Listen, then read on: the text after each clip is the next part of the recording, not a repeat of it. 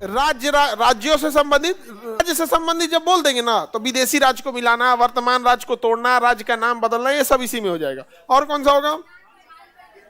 हाँ, विधान परिषद का निर्माण करना। विधान परिषद बिहार में है, उसका निर्माण या खत्म करना कैसे होता है? साधारण बहुमत। एक होता है विशेष बहुमत। कौन सा बहुमत? विशेष बहुमत।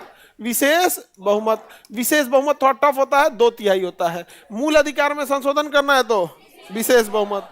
जैसे हम लोगों ने हटाया था संपत्ति के अधिकार को, मूल अधिकार से वापस हटाए थे, इतना नॉर्मल हट गया था। और ये बाप रे, 2/3 बहुमत चाहिए, 66% नहीं मिलता है किसी को। यहाँ तो 36% पे सरकार बन जाती है। 36% पे क्या बन जाती है? सरकार बन जाती है। और उसको चाहिए कितना? 66%।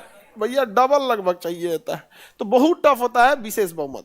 विशेष बहुमत इतना आराम से नहीं मिलता है। हाँ, तो इस महाभियोग में कुल सदस्य का होता है, पास करा देगा। हाँ, उपस्थित सदस्य रहेगा तो पास करा देगा। तो विपक्ष कैसे खाली छोड़ेगी? विपक्ष ज्यादा, जैसे देखिए, उपस्थित सदस्यों का 2/3 चाहिए। किसका? उपस्थित सदस्य का। सरकार का बाधा कौन है? सरकार के अपने लोग नहीं, विपक्ष के लोग। अब जैसे सरकार, सपोज कीजिए कि 500 लोग, यहाँ पे 500 कितने हैं? 550, 545, 545। अब अगर सरकार को रोकना है तो विपक्ष वाले पूरा भर भर के अटेंडेंस बनाएंगे, भाई सरकार को रोकना है। और सरकार का आदमी कहेगा भाई तुम भी भर भर के आना, क्योंकि हमको विधेयक पास कराना है। तो वो वाला झमेला ही नहीं हो पाता है, यहाँ पे बहुत टफ हो जाता है। विपक्ष इस मामले में नहीं पीछे छोड़ता। देखिए, गवर्नमेंट को ले आए थे कौन सा विधेयक इसमें? 1 नेशन 1 इलेक्शन, 1 नेशन 1 इलेक्शन पास करने से रोक दिया कि नहीं रोक दिया? हो गया, नहीं पारित हुआ। और हकीकत मायने में देखिए, we are living in immature democracy. हम एक ऐसे डेमोक्रेसी में रहते हैं जहां मिडिल क्लास को जान मार दिया जाता है। जो इंडस्ट्रियल लोग हैं उनसे हम लोग टैक्स के रूप में भर भर के रुपए लेते हैं। अब किसी बड़े जितने लोग हैं उनसे पैसा लेगा, मिडिल क्लास से को तो जान मार देगा। अब उसके बाद क्या होगा? इसका इंफ्रास्ट्रक्चर डेवलपमेंट पे उतना वर्क नहीं होगा, कोई ढांचागत उस पर इतना नहीं होगा। हम कैसे चुनाव जीत सके, केवल इस चीज पे ध्यान दिया जाएगा। ऐसे वादे किए जाएंगे। मतलब एक किसान को 5 किलो अनाज के लिए हम लाइन में लगा सकते हैं, वो भी दुनिया में वैसे देश में जहां खेती पे ही लोग डिपेंडेंट है। सोचिए किस हद तक तोड़ दिया, किस हद तक तोड़ दिया कि रेगिस्तान के लोगों को बालू खरीदने के लिए लाइन में लगा दिया, तो किसानों को उसमें लगा दिया गया। तो ऐसा कोई बहुत ज्यादा, तो हमारे यहाँ एक ही चीज होता है ना, इलेक्शन के टाइम पे नेता हम लोग से मिलते हैं। और यही एक ऐसा समय होता है जब हमें कुछ मिला है। आप इतिहास उठा के देख लीजिए, हमें भारत में तभी कुछ मिला है जब वो इलेक्शन रहा है। अभी 1/3 महिलाओं को सीट रिजर्व कर दिया गया है लोकसभा में। अभी लागू नहीं हुआ है, बट वो पास कर दिया गया है, पास हो गया है, लागू होगा। ये कब मिला आपको? जब 2024 का इलेक्शन था तब। नहीं रहता तो नहीं मिलता। जो 5 किलो राशन आपको मिल रहा है, हर व्यक्ति को 5 किलो अनाज, आपको पता है ये मनमोहन सिंह की आखिरी दाव थी। 2013 में मनमोहन सिंह ने खाद्य सुरक्षा बिल पास किया था और 2014 में उनकी सरकार चली गई, क्योंकि उन्हें लगा था कि हम सबको 5 एक परिवार पे एक आदमी को 5 किलो राशन देंगे। तो एक परिवार में अगर 5 आदमी भी है तो 25 किलो उसको राशन 1 रुपया किलो मिलेगा, 2 रुपया किलो मिलेगा। यही 1-2 रुपया का रेट होता है यहाँ पे खाद्य सुरक्षा बिल।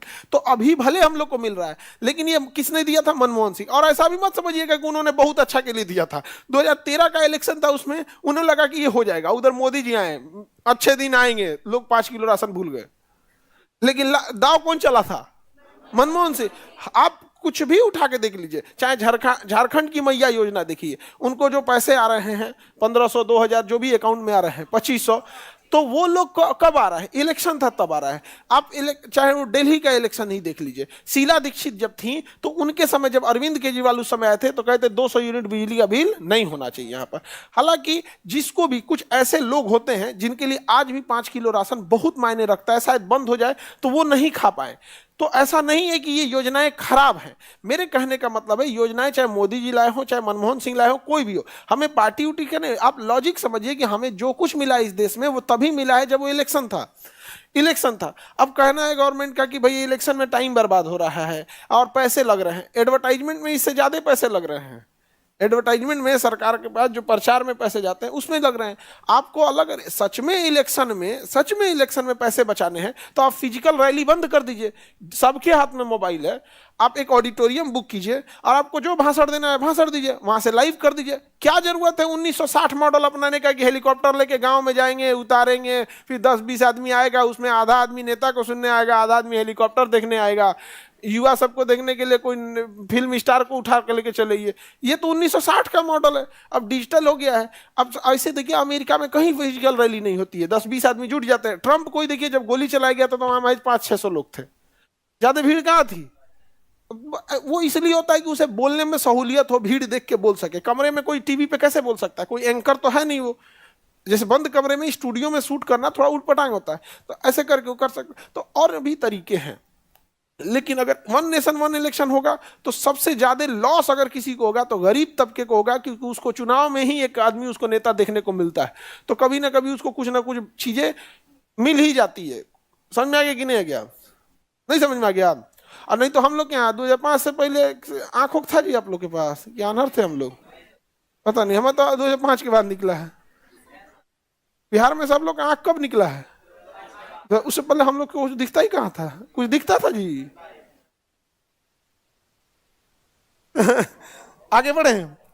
हमारे सीएम साहब का फेवरेट चीज है, दुनिया 2005 के बाद बनी है, क्योंकि 2005 के बाद वो सीएम बने। उससे पहले उनको कोई भाषण सुनिएगा तो अभी एक जगह बोल दिए थे ना कि महिला कपड़ा पहनती थी 2005 से पहले, अजब हाल है।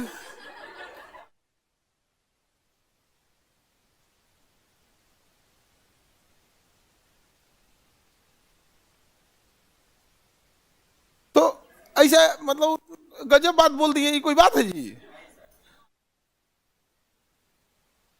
तो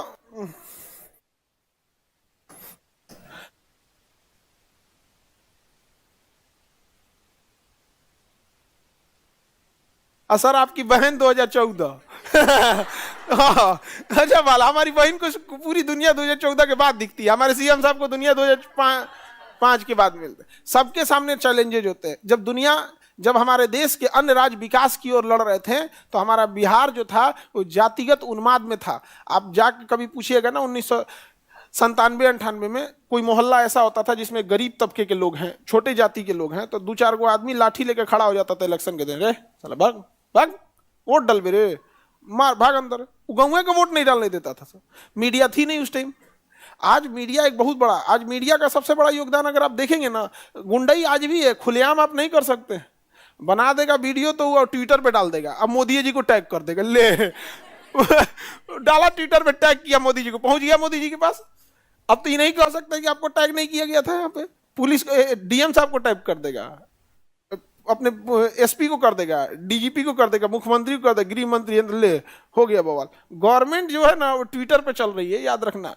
अगर कोई चीज आप ट्विटर पे बचा दिए ना, ट्विटर पे अगर तहलका मचा दिए, गवर्नमेंट तक हो जाएगा। यहाँ पे गवर्नमेंट यूट्यूब नहीं देखती है, गवर्नमेंट क्या देखती है? ट्विटर देखती है। और नॉर्मल आदमी क्या देखता है? YouTube, Insta. तो इंस्टा किसका है? नाच गाना वाला का है, टिकटॉक का भाई है, टिकटॉक का भाई है इसमें, मतलब जो चलाता है। हमको पता नहीं है उसके बारे में, ज्यादा आइडिया नहीं हो।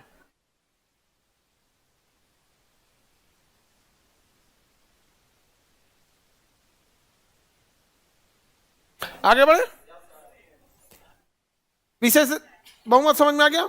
मूल अधिकार में संशोधन हो गया तो विशेष बहुमत भाग 3 और भाग 4 नीति निदेशक तहत नीति डीपीएसपी सरकार के ऊपर प्रेशर है, तुम ये कर, भले पैसा नहीं है बाद में करियो लेकिन कर।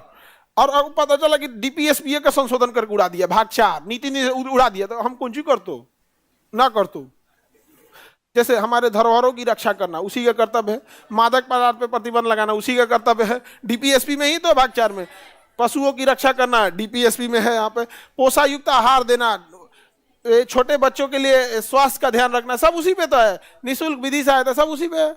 समझ में आ गया कि नहीं? क्या किसी को दिक्कत? विशेष बहुमत समझ में आ गया। और उसके बाद सबसे टफ क्या होता है? विशेष बहुमत बहुत प्लस आधे राज्य, प्लस आधे राज्य की सहमति, आधे राज्य की सहमति। सबसे टफ कौन सा होता है? तीसरा। ये जान निकाल देगा यहाँ पे। जैसे इसमें ना हम ऐसे ही चीजों को रखते हैं जिसमें देश भी प्रभावित हो। बहुत जबरदस्त तरीके से देश प्रभावित हो। अगर देश प्रभावित हो रहा है तभी तो हम विशेष बहुमत रखें, नहीं समझे? और राज्य भी प्रभावित हो रहे हैं तभी तो कह रहे हैं कि भारत के 28 राज्यों में से कम आधे से ज्यादा यानी 15 राज्य सहमत होने चाहिए।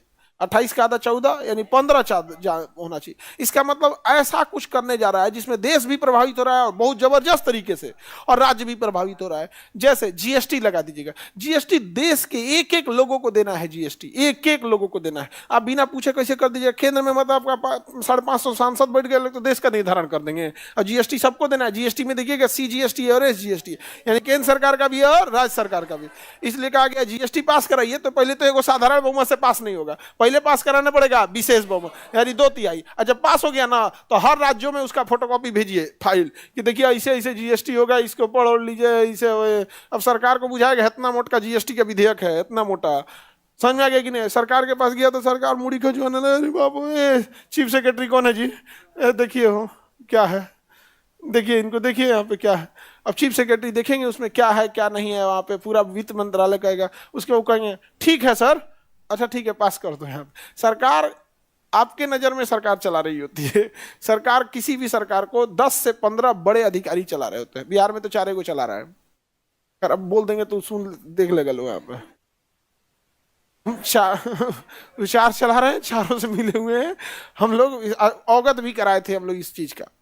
यहाँ पे हमको गुस्सा के जब हम ये नॉर्मलाइजेशन वाला था ना, तो हम अब एक तो ले ही गए, नाम नहीं ले रहे हैं, लेकिन उनको तो बुझाइए जाएगा। उनको हम जाके बोले थे बात को, तो हमको कह रहे नहीं नहीं एकदम सही है, ये एकदम सही है। बीपीएससी वालों का यही कहना है, बीपीएससी वालों का ये कहना है, ये वो 3 सेट में क्वेश्चन बनाएगा, ये सही है, जाइए हो गया खत्म।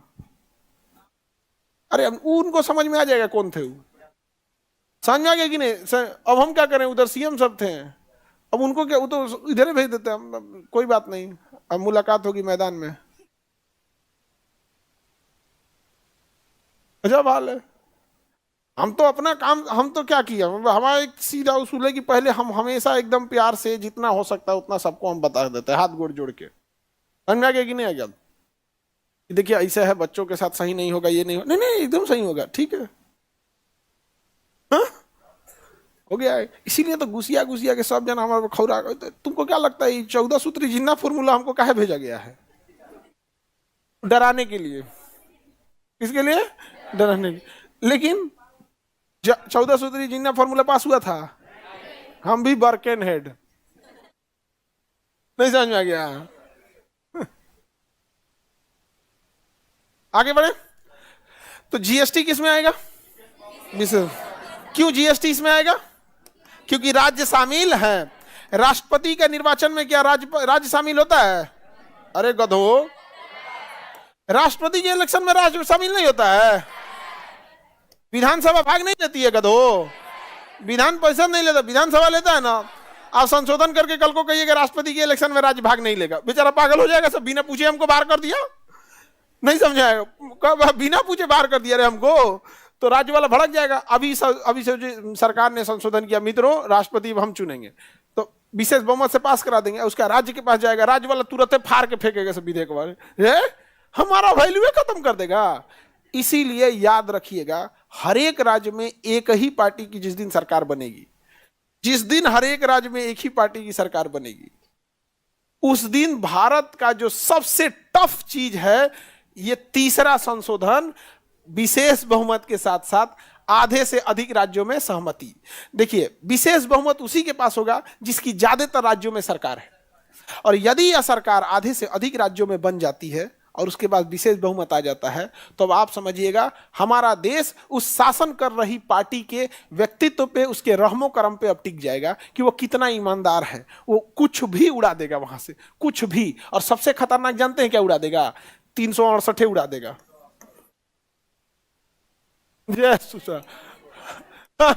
हमको भी गम ने मारा, तुमको भी गम, इस गम को मार डालो। 368 उड़ा देगा, अब संशोधन की जरूरत ही नहीं है। यही एग्जैक्ट हिटलर ने किया था। हिटलर कोई बहुत बड़ा आदमी नहीं था। जब वाम हिंडनबर्ग के मरने के बाद जब हिटलर आया, इमरजेंसी थोपा, इमरजेंसी में क्या था ना कि वहां सारा पावर उसके पास आया, उड़ा दिया क्या चीज 368। उसके यहाँ 368 नहीं था, उसके यहाँ कुछ और आर्टिकल था, बट कॉन्सेप्ट यही था, उड़ा दिया वहीं पे। यानी अब संशोधन उसके लिए है, अब उड़ा दिया और संशोधन कर दिया। इसी में संशोधन करके कह दिया कि भारत में कोई भी अनुच्छेद है उसमें संशोधन साधारण बहुमत से होगा और राष्ट्रपति उसके लिए बाध्य है, न्यायिक पुनरावलोकन नहीं हो सकता है। ले, संशोधन करेगा दाएं से, राष्ट्रपति साइन करने के लिए बाध्य है और न्यायिक पुनरावलोकन नहीं हो सकता, न्यायालय इसकी जांचें नहीं कर सकती। जा, उड़ा दिया। यही तो किया वहां पर। उसके बाद हिटलर ने संशोधन कर दिया, अब पूरी जर्मनी अपने हाथ में ले लिया। समझ में आ गया? तो भले हम लोग कहें, लेकिन ये अगर हर एक राज्यों में एक जैसी सरकार आ गई तो गड़बड़ हो जाता है यहाँ पे। अब ये कहने के लिए होता है, देखो चुनावी मामला होता है। भारत जो है ना एक मतलब पॉलिटिकल कंट्रीज है, यहाँ हम लोग ना नेता के जगह दामाद चुन लेते हैं। आप देखो घर में दामाद जो बात बोल देगा ना तो लोग मान लेते हैं। जैसे मान के चलो पनीर की सब्जी बनी है और लास्ट टाइम पे कहेगा कटहल खाएंगे, हाँ, थोड़ा देर बोले, थोड़ा देर क्या हो गया। वैसे हमारे यहाँ ना वैसे नेता नहीं, हम लोग क्या चुन लेते हैं तो अरे नेताजी बोले आप दे दे। अब एक वो फेवरेट डायलॉग है ना, डबल इंजन डबल इंजन। अरे तरीका, हम नहीं दौड़ पा रहे हैं तो बैसाखी लेके ओलंपिक निकाल लेंगे। हाँ, बुलेट ट्रेन चली है डबल इंजन पे की अपने दम पे। अब देखो केंद्र में सरकार जिसकी है भारत में, उसी की सरकार बिहार में है ना। नेपाल में बांध बन गया बिहार के बाढ़ रोकने के लिए, तो डबल इंजन की सरकार हॉर्न बजाने के लिए है। पो पो पो पो हॉर्न बजाओ। हाँ, अरे भाई तुम्हारी डबल इंजन की सरकार 2005 से है और 2005 से पहले बिहार कहाँ था? 5 में तो बिहार हुआ है यहाँ पे। 2005 से पहले बिहार था जी। कितना अच्छा हो गया यहाँ पे, कितना अच्छा हो गया, सब बिहार बन गया यहाँ पर, सब अच्छा हो गया। लेकिन हम लोग को बस ये बताया जाता है डबल इंजन की सरकार चाहिए, हॉर्न बजाएंगे, भोंपू बजाएंगे, आप लोग टेंशन मत लीजिए। भाई इस अगर गवर्नमेंट चेंज हो जाती है, सपोज कि सेंट्रल गवर्नमेंट में कोई और बैठ जाता है और बिहार गवर्नमेंट में कोई और बैठ जाता है, तो कल को अगर बिहार गवर्नमेंट प्रस्ताव लेके जाएगी सेंट्रल गवर्नमेंट के पास कि भैया आप बात कीजिए नेपाल में, आपका अधिकार, हम कहां से बात करेंगे, तो वहां तो पॉलिटिकल टसल भी हो जाएगा। नहीं हो जाएगा? पॉलिटिकल टसल बहुत खराब होता है, अच्छा बात भी नहीं मानता है सब पॉलिटिकल टसल के चक्कर में। यहां पर समझ में आएगी नहीं क्या? बीपीएससी री एग्जाम में क्या नतीजा हुआ? पॉलिटिकल टसल के चक्कर में खराब हुआ। पॉलिटिकल टसल है, सब आग तापने आया था सब। जो वहां पे विद्यार्थी थे लोग ना, तो वहां राजनेता लोग गए थे, लोग आगी तापने। जैसे उधर विद्यार्थी था ठंडा में ठिठुर रहा है, आंदोलन कर रहा है, भाई हमारे साथ अन्याय हुआ है, उनके साथ अन्याय हुआ है, राजनेता सब आगी ताप, गलत हुआ है इन लोग के साथ, हम इनकी बात मानेंगे, हाँ हाँ ठीक है, गलत हुआ, एकदम गलत हुआ, चल दिया। अरे तू 5 मिनट के आग तापने के चक्कर में मुद्दा को पॉलिटिकल बना के चल गया, तो पॉलिटिकल टसल हो जाएगा। तो भाई साहब बिहार में अभी अगर आप नेपाल में बांध नहीं बना सके तो हमारे यहाँ डबल इंजन हॉर्न बजा रही है, अब बहुत अच्छा से हॉर्न बजा रही है। समझ में आ गया कि नहीं आ गया यहाँ पे?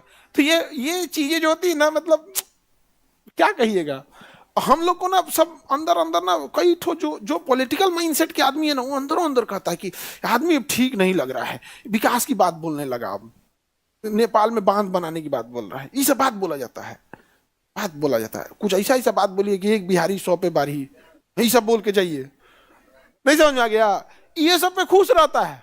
देखिएगा ना, अभी इलेक्शन आएगा ना, भाषण केवल ही दिया जाएगा कि बिहार बहुत अच्छा है, हमारी संस्कृति बहुत अच्छी है। भाई इस सब के लिए हमारे यहाँ दार्शनिक लोगों को बुलाइए, हमारे यहाँ कुंभ चल रहा है, वहां से 2-4 ठो बड़े बड़े विद्वानों को बताइए, वो हमारी और भी संस्कृति को उजागर करके और बेहतर बताएंगे। तुम्हारा काम है विकास की बात बोलो, यहाँ पे डबल इंजन लेकर हॉर्न मार रहा है। तो बताओ ये खतरनाक है कि नहीं है? सबसे खतरनाक कौन सा है? जिस दिन ससुरा 368 उड़ा दिया उस दिन तो तहस नहस हो जाएगा। नहीं हो जाएगा? जिस दिन 368 उड़ा दिया तो संशोधन कुछ भी कर सकता है। अब वो कहेगा कि आपातकाल में आर्टिकल 20 और 21 भी उड़ा सकते हैं, उड़ा सकता है। अब 20 ले गया तो आपको, अब 21 ले गया तो आपको जान ले लेगा, आपको कोई गोली नहीं मार सकता है। भारत में कौन बचाया है? इसी में संशोधन कर देंगे, मार देंगे, खत्म। ले गया, पुलिस इनकाउंटर कर देती है तो उसको अधिकतम, यदि पुलिस फर्जी इनकाउंटर करती है तो अधिकतम 14 दिन की सजा। पुलिस वाला आधा जनसंख्या साफ कर देगा। पुलिस मजबूर होती है। पुलिस समझिए शेर है बट सर्कस का। पुलिस एक शेर है और हकीकत है बट वो सर्कस का है। उसका मालिक जिधर बोलेगा वो कुछ भी कर देगा वहां। चुनाव के टाइम पे ना, चुनाव जब आता है, आचार संहिता लगती है, तो सर्कस का शेर पिंजड़ा से बाहर आता है। आइए बताते हैं, इससे पहले कुछ था? चुनाव के टाइम ऐसे मार मारते हैं सब ना पुलिस वाले, किसी का नहीं सुनते। जब आचार संहिता लगती, किसी का नहीं, क्या कर लोगे उसका? क्योंकि उस समय ट्रांसफर पोस्टिंग चुनाव आयोग कर रहा होता है। तो पुलिस के पास ऐसा नहीं है कि पावर नहीं है, जिसको बोल देगा उसको उठा ले जाएगा, ऊपर से आदेश आ जाएगा गोली मारने के, यहां आके मार देगा, उसको क्या जाता है? नहीं समझे? वो अलग बात है कि फिर उसके बाद जो बवाल होगा, फिर जिन्होंने आदेश दिया है जनता उनको चुनाव में बताएगी। नहीं समझ में आ गया?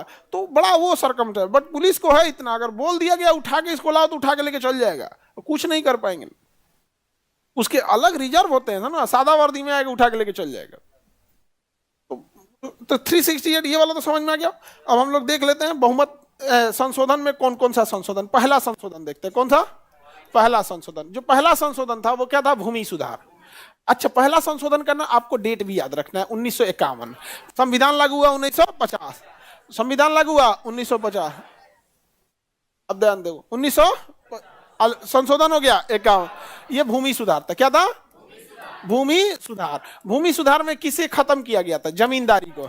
किसे खत्म किया? जमींदारी को। जमींदारी को क्या कर दिया? समाप्त कर दिया। अब बड़ी होशियार थे सब। अब जैसे ना कहा गया कि किसी राजा महाराजा के पास कोई महल वगैरह नहीं रहेगा। अब राजस्थान के राजा, मध्य प्रदेश के राजा पढ़े लिखे थे सब, कहा अरे भाई साहब तो संशोधन ला दिया भाई। संशोधन आ गया यहाँ पे। संशोधन जैसे आया तो तुरंत तो हो नहीं जाता है। अब जैसे सरकार 1 नेशन 1 इलेक्शन लाने वाली है, तो पहले से हम लोग को पता है ना, इतने समझदारी है, इन्होंने कहा कि हम एक ट्रस्ट बना देते हैं। ट्रस्ट समाज की भलाई के लिए होता है और उसे चलाने वाले ट्रस्टी होते हैं। जैसे टाटा ट्रस्ट, टाटा का अपना ट्रस्ट है, उस ट्रस्ट के हॉस्पिटल चलते हैं, लेकिन वो ट्रस्ट है किसका? टाटा का। लेकिन उससे जो भी प्रॉफिट होगा वो उसी ट्रस्ट के काम में आएगा, हम पब्लिकली नहीं ले। तो लेकिन एक काम करते हैं, यदि हम उसी ट्रस्ट के मेंबर हो जाते हैं तो जो जैसे ट्रस्ट है, ट्रस्ट के पास करोड़ों रुपए है, तो क्या करोड़ों रुपए निकाल सकते हैं? वो करोड़ों रुपए ट्रस्ट के पास है तो वो ट्रस्ट अपने लिए यूज करेगा। नया हॉस्पिटल बना सकता है, नया बिल्डिंग बना सकता है, अपने ट्रस्ट के लोगों को सैलरी दे सकता है, उसके बड़े अधिकारियों के लिए रहने के लिए बंगला दे सकता है। यही तो खेल है। हम ट्रस्ट बना दे, ट्रस्ट में घुस जाए, सैलरी मिलेगा। किस लिए? ट्रस्ट चलाने के लिए। घर मिलेगा ट्रस्ट चलाने के लिए। नहीं, राजस्थान के राजाओं ने क्या अपना महल वहल एगो ट्रस्ट बनाया। क्या बनाया? एगो ट्रस्ट। कह दिया मैंने ये महल ट्रस्ट को दान दे दिया। ले सरकार देख रही है भूमि सुधार कहां किया रे। उसके पास अब जमीनें नहीं है, क्योंकि यह भूमि सुधार व्यक्ति पे लागू था, ट्रस्ट पे लागू नहीं था, किसी संस्था पे लागू नहीं था। मारा से उन्होंने क्या बना दिया? ट्रस्ट बना के दे दिया। पहले तो उन्होंने ट्रस्ट बनाया, ट्रस्ट के खुद बन गए ट्रस्टी, मेंबर, ट्रेजरी, अध्यक्ष, उसके कई पोस्ट होते हैं ट्रस्ट के, बन गए वहां पे। दान दिया महल पूरा इसमें। अब इस ट्रस्ट का काम है इस महल का देखभाल करना। लो, महल की देखभाल करने के लिए आदमी महल में रहेगा ना जी, बाहरवा से देखभाल करेगा।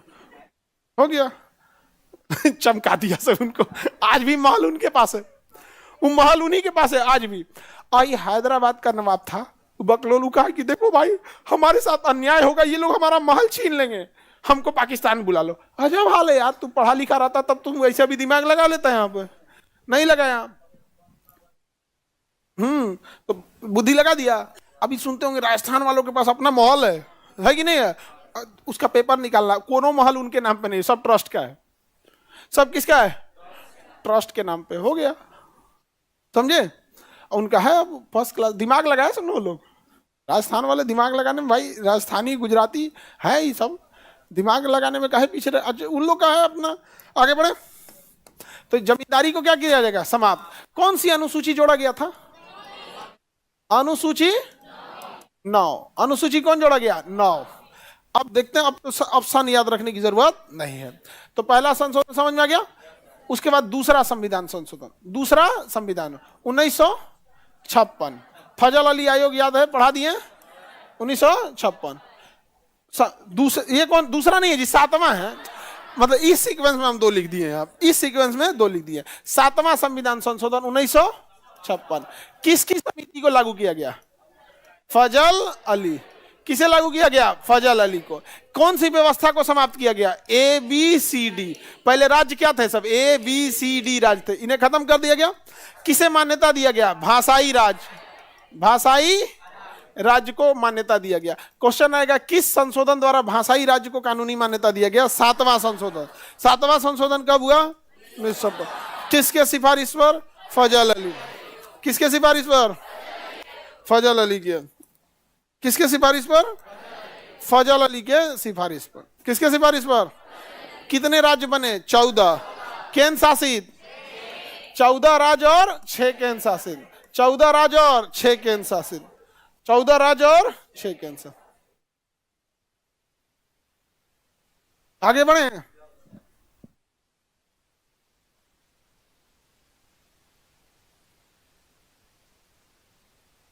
Any problem?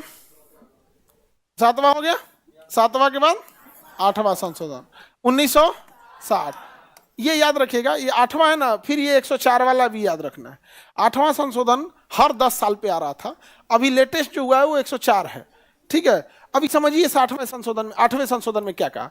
संविधान जब बना था तो संविधान जो था SC ST के लिए संविधान था, वो 10 साल के लिए आरक्षण दे रहा था। संविधान था SC ST के लिए कितने साल के लिए आरक्षण था? बट ये आरक्षण नौकरी वगैरह की बात नहीं कर रहा है, लोकसभा में। किसमें? लोकसभा में। और राज्यों के विधानसभा में उनकी सीटें फिक्स है कि यहाँ पे। तो SC ST के लिए लोकसभा में संविधान आरक्षण दे रहा था कितने साल के लिए? 10 साल। संविधान कब बना? 1950। और ये 10 साल कब हो जाएगा? 1960। तो SC ST के लिए उन ऐसा लगा था कि जब हम SC ST को समाज में लोकसभा में ऐसे दे देंगे, मान्यता दे देंगे, तो शायद 10 साल में इनकी स्थिति में सुधार हो जाएगी। तो 1950 में लागू हुआ, 10 साल का मतलब 1960 में उन्हें लगा था कि सुधार हो जाएगा, बट कुछ भी सुधार। तो हम लोग अब देखते हैं आगे। 104 तक हुआ था ना। 8वां संशोधन था SC ST के लिए, और ये संशोधन जो था हर 10 साल पे होता है, इसलिए ऐसे ऐसे 6 संशोधन आएंगे आपको, इसलिए सबको याद नहीं करना है। 8वां संशोधन आरक्षण जो 1960 में खत्म हो रहा था उसको ले गया 1970। समझ में आ गया कि नहीं आ गया? चलो निपट पढ़ो बाबा, मोबाइल लग दो। ठीक है, पढ़े। छोटकी लड़कियां होती है ना एकदम, नेवला देखियो, नेवला वो कहीं से ऐसे ऊंचा कैसे झेकते रहे। जन छोटकी छोटकी होती है ना, वो जन नेवला ऐसा नहीं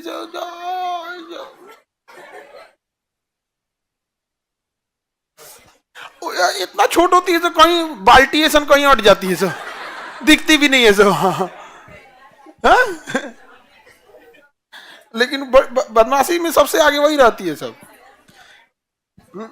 नहीं देखते हो जो चूहिया रहती है, जो ढेर कपड़ा काटती है सब। चलो अब ध्यान समझते हैं। देखिए, 2 आर्टिकल आपको SC ST के लिए याद रखने। कौन कौन से बाबू? 8वां बोलो बाबू, 1960। और इसने SC ST का जो रिजर्व सीट था 1960 से ढकेल के 1970 लेकर चला गया। फिर एक संशोधन 1970 में हुआ जो 1980 ले गया। फिर एक 1980 में हुआ जो 1990 में। फिर 1990 से सन 2000, सन 2000 से 2010, 2010 से 20, 20 से 30, अभी जो चल रहा है वो 20 से 30 वाला, वो है 104वां संशोधन 2020 से। इसे लेके कहां चला गया SC ST का? 2020 से उठा के 2030 तक। 2030 तक समझ में आ गया कि नहीं आ गया? अभी आरक्षण जो SC ST के लिए रिजर्व सीटें हैं कहां है? 2030 तक। 2030 तक समझ में आ गया कि नहीं आ गया? जो पक्ष यह कहता है कि आरक्षण नहीं होना चाहिए, वही पक्ष यह भी कहता है कि जाति व्यवस्था ठीक ही है। जब तक जाति व्यवस्था रहेगी तो आरक्षण तो रह जाएगा यहाँ पर। तो ये चीजें अपनी अपनी डिबेट का हिस्सा है। और वर्तमान भारत, अभी हम जिस दौर में रह रहे हैं, वहां कोई ऐसा नहीं है जिसे आरक्षण नहीं है, चाहे वो जनरल है, चाहे OBC SC ST जो भी है। यहाँ पे समझ में आ गया कि नहीं आ गया? EWS भी है, नहीं है? EWS अभी हाल फिलहाल में है ना, एक फाइनेंशियल कंडीशन के आधार पे। कितना % है? 10%। तो सबको अभी कमोबेश है यहाँ पे। 2 साल हुआ नहीं कि 4-5 गो IAS अधिकारी धरा गए सब फर्जी उसमें। अच्छा, कल एक बच्चा आया था, जैसे देखो जैसे यहाँ पे आप लोग हैंडीकैप में हैं, आप लोगों को कोई दिक्कत होता है बाबू? लेकिन अगर आपकी सीट कोई जबरदस्ती कब्जा करने लगे तो दिक्कत होगा कि नहीं? एक को कल कान में कुछ प्रॉब्लम था, वो कह रहा हमको हैंडीकैप है, हम पैसा नहीं देंगे। कान में उसको क्या था ना कि नहीं, कभी किसी को एक कान में कुछ कम सुनाई देता है, जबरदस्ती बन रहा था। हम कहे भाई तुम ये कह दे कि हमारे पास पैसे नहीं है, पुअर फैमिली से आते हैं, समझ में आता है, तुम चढ़ के कह रहा है कि नहीं हम हैंडीकैप है। भाई हमारे ये जिनको सच में जरूरत है उनकी तो उनका हक मारेगा कोई ना कोई, नहीं मार देगा जी आप लोग का हक? ये कोई बात है? कान में खोटी जम गया तो तुम अपने को हैंडीकैप साबित करेगा? ऐसा नहीं ना है भाई। है तो अब जैसे किसी के आंख चश्मा लगा हुआ है तो अब ये बात है, वो दूर से बैठेगा तो उतना क्लियर नहीं दिखेगा, तो उसे आई साइट में प्रॉब्लम है। आंख में चश्मा लगना कोई हैंडीकैप थोड़ी होता है। अब पता नहीं क्यों जैसे अभी सबको पता चल गया कि यहाँ हैंडीकैप के पैसे नहीं लगते, तो उसके लिए भाई आपको आई साइट में अगर दिक्कत है तो ये कह सकते हैं कि सर आप हमें ना आगे वाले कहीं बैठा व्यवस्था कर देंगे।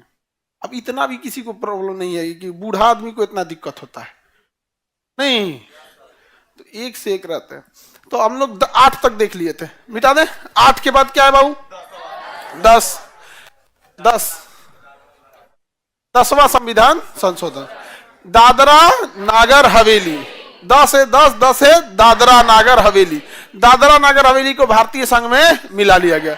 दादरा नागर हवेली को कहा मिला लिया गया? भारतीय संघ में। भारतीय संघ में देखिए दादरा नागर हवेली यहाँ पर है पुर्तगालियों की, ये रहा दादरा नागर हवेली। गुजरात के पास, गुजरात और महाराष्ट्र के बॉर्डर पे था दादरा नागर हवेली।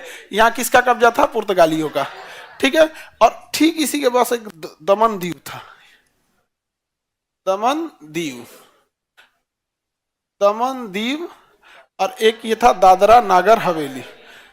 तो 10वें से किससे मिलाया गया? दादरा नागर हवेली। 10वां में क्या मिला गया? दादरा नागर हवेली, दादरा नागर हवेली। अब 12वां संशोधन बगल में ही होगा, देखो इसमें दमन दीव, गोवा दमन दीव, गोवा दमन दीव, गोवा दमन दीव, गोवा दमन दीव। तो ये देखो दमन दीव और दादरा नागर हवेली, इसके नीचे महाराष्ट्र चालू हो जाता है और यहां कहीं होगा गोवा। यहां क्या होगा? गोवा। गोवा यहां होगा। तो गोवा भी किससे आजाद हुआ? पुर्तगालियों से। गोवा किससे आजाद हुआ? वो पुर्तगालियों से। अभी तो कंप्लीट टूरिस्ट पे गोवा की इकोनॉमी चलती है, टूरिज्म वहां बहुत बड़े पैमाने पर है। आगे बढ़ जाएं, बट इधर कंप्लीट इंडिया के टूरिज्म में काफी चीजों में देखिएगा तो गिरावट आ रही है। हम लोग ने काफी विदेशी पर्यटकों से बदतमीजी करने लगते हैं। अब देखिएगा कई बार ऐसे न्यूज आने लगते हैं। और आजकल ना एगो कोनो ये सब एगो दुगा प्रैंक सीख गया है सब, पता नहीं क्या है। किसी बढ़िया आदमी के हाथ पल्ला चढ़ जाएगा तो 2-4 हाथ पा जाएगा वहां पर। अब कोई विदेशी पर्यटक आ गया, उससे जाके कुछ करना, वो घबरा जा रहा है। उसको क्या लग रहा है? प्रैंक में तो देश का आदमी घबरा जाता है, करता कुछ बोल देता है कुछ वहां पर। तो ऐसे किसी विदेशी पर्यटक के साथ ऐसा नहीं करना चाहिए। हालांकि गोवा इस मामले में ना वहाँ का कल्चर ठीक है, वो विदेशी पर्यटकों के साथ कोई बदतमीजी नहीं करता। अब एक आध घटना अलग है, वो अलग बात है, लेकिन टूरिज्म अच्छा होना चाहिए। तो गोवा दमन दीव को लाया गया किसे? 12वां। गोवा दमन दीव 12वां। 10 में दादरा नगर, 12 गोवा दमन दीव। याद रहेगा, आपके मटेरियल में है।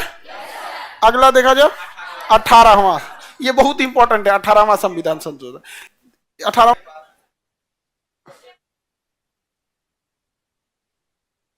देखिए केंद्र शासित प्रदेश जो हैं वो भी एक राज्य की तरह ट्रीट किए जाएंगे।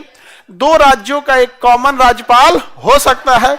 इसके अलावा इसमें एक बहुत बड़ा संशोधन था,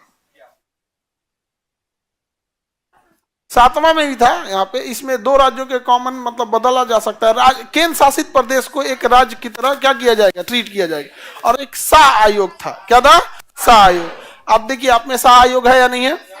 तो 18वां संशोधन में सबसे मुख्य जो है वो क्या है? सा आयोग। 18वां संशोधन में सबसे मुख्य क्या है? सा आयोग। आप में है? अब हम यहाँ देख लीजिए, अब जब मटेरियल में लिखा हुआ है तो अब यहाँ हम समझा देते हैं शाह आयोग के बारे में। ये कई बार क्वेश्चन पूछा है। 18वां संविधान संशोधन जो था, शाह आयोग को लागू किया। किसे आयोग को लागू किया? शाह आयोग को लागू किया। जबकि 7वां संशोधन आपको पढ़ाए होंगे, फजल अली आयोग को लागू किया। 7वां संशोधन फजल अली, और 18वां संशोधन शाह आयोग। शाह आयोग के सिफारिश पर क्या हुआ कि एक राज्य था जिसका नाम था Punjab and east Patiala state union. Punjab and east Patiala state union, Punjab and east Patiala state union. अब इसमें क्या था, जब देश आजाद हुआ तो वो उस समय का जो भारत का नक्शा था ना, वो नक्शा जो था वो राजाओं का नक्शा था। जिस राजा का जहां कब्जा था उसी हिसाब से वो नक्शा बन गया यहाँ पे। तो Punjab and east Patiala state union में जो उस समय के राजा थे, उनके कंट्रोल में ये पूरा एरिया आता था। ये पूरा एरिया आता था। ये एक नाम था Punjab and east Patiala state union, PEPSU.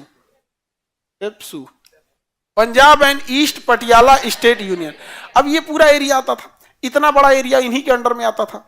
तो शाह आयोग के सिफारिश पर इसे आगे बढ़ाया गया, और ये शाह आयोग ने कहा कि यहाँ पे बहुत ज्यादा डिफरेंसेस देखने को मिल रहे हैं। एक और जहां पर हिमाचल प्रदेश में कंप्लीट पहाड़ है, हिमाचल प्रदेश में पहाड़ है, वहीं अगर हम यहाँ हरियाणा में देखते हैं तो यहाँ हिंदी भाषा बोली जा रही है। कौन सी भाषा बोली जा रही है? हिंदी भाषा। एक और वहीं अगर हम लोग देखें पंजाब में तो यहाँ पंजाबी भाषा बोली जा रही है। कौन सी भाषा? पंजाबी भाषा। तो इन्होंने 3 स्टेट का यहाँ पे सुझाव दे दिया। कितने स्टेट का सुझाव दिया? 3। तो पेप्सू कितने भाग में टूटा?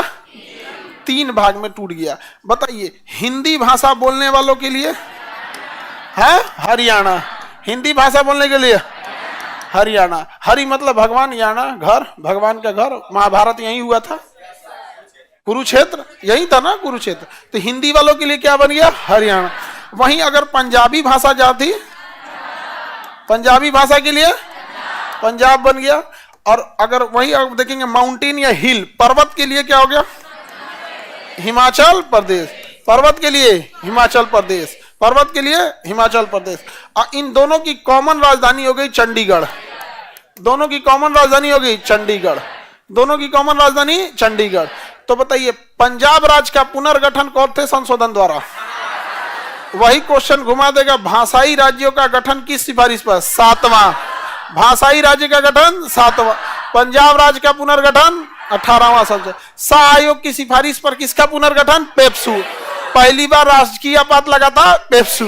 पेप्सू में राजकीय आपात, समझ में आ गया कि नहीं? राष्ट्रपति शासन जिसे कहते हैं, राजकीय आपात, पेप्सू। तो पेप्सू कहे तो ठीक है, अदरवाइज में पंजाब भी कहे तो क्या, दोनों का तो बात बराबर ही है समझने के लिए। तो पेप्सू हम जब आपको राज्य पढ़ा रहे थे तभी हम आपको बता दिए थे। अब ये दोनों की कॉमन राजधानी है चंडीगढ़।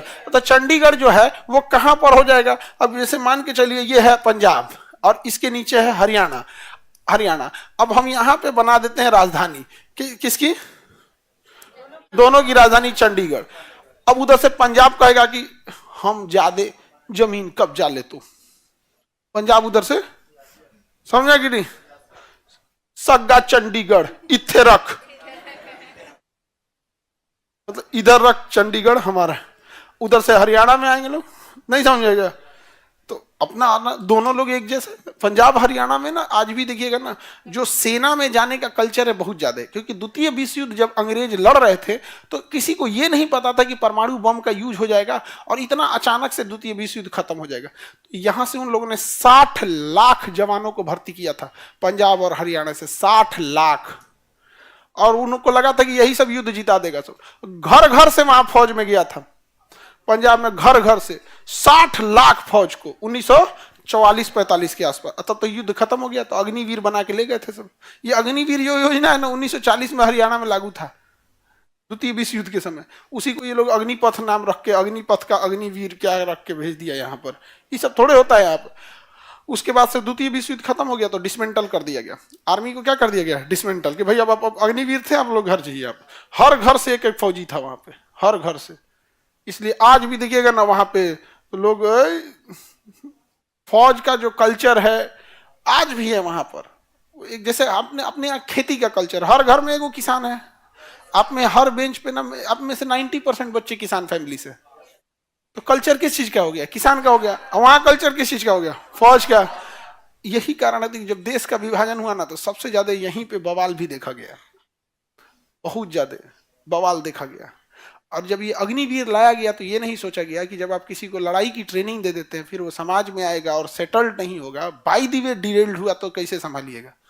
हाँ, ये बिना ट्रेनिंग के तो आपके नक्सल संभाल में नहीं आ रहे हैं भाई। कोई इंसान, आप एक किसी को एक आप रसगुल्ला खिला दीजिए, उसके बाद कहिए चाय पियो, तो चाय कैसा लगेगा?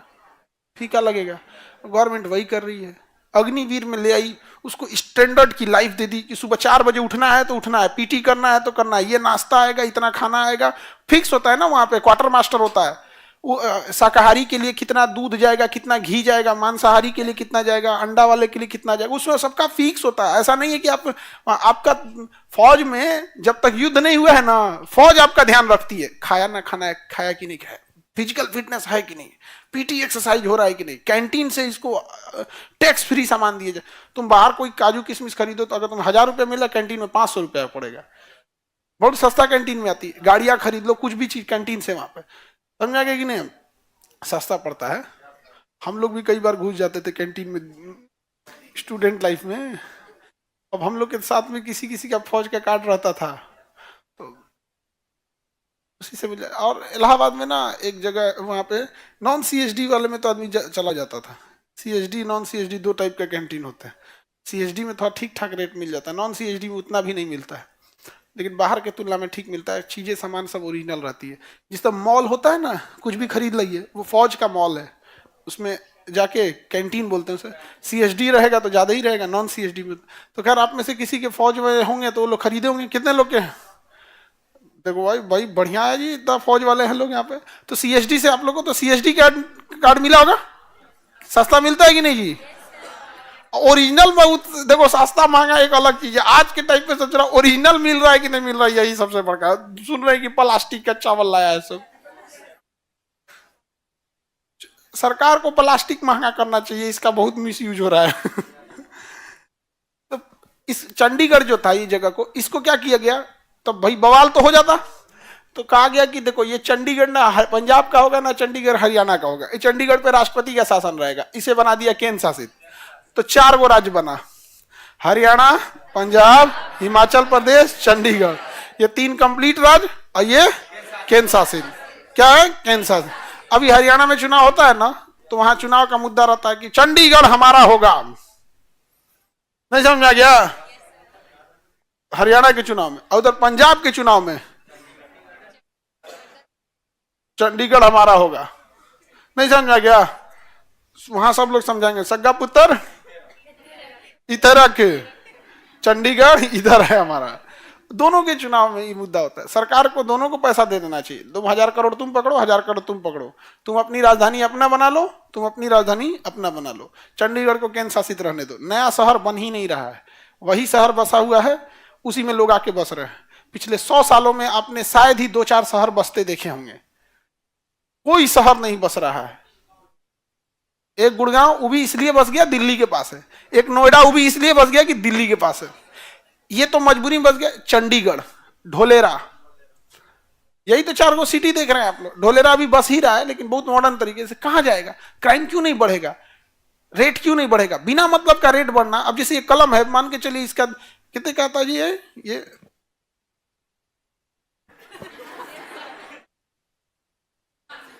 कितना? 2000 या 5000? 2000 का भी है, 5000 का भी।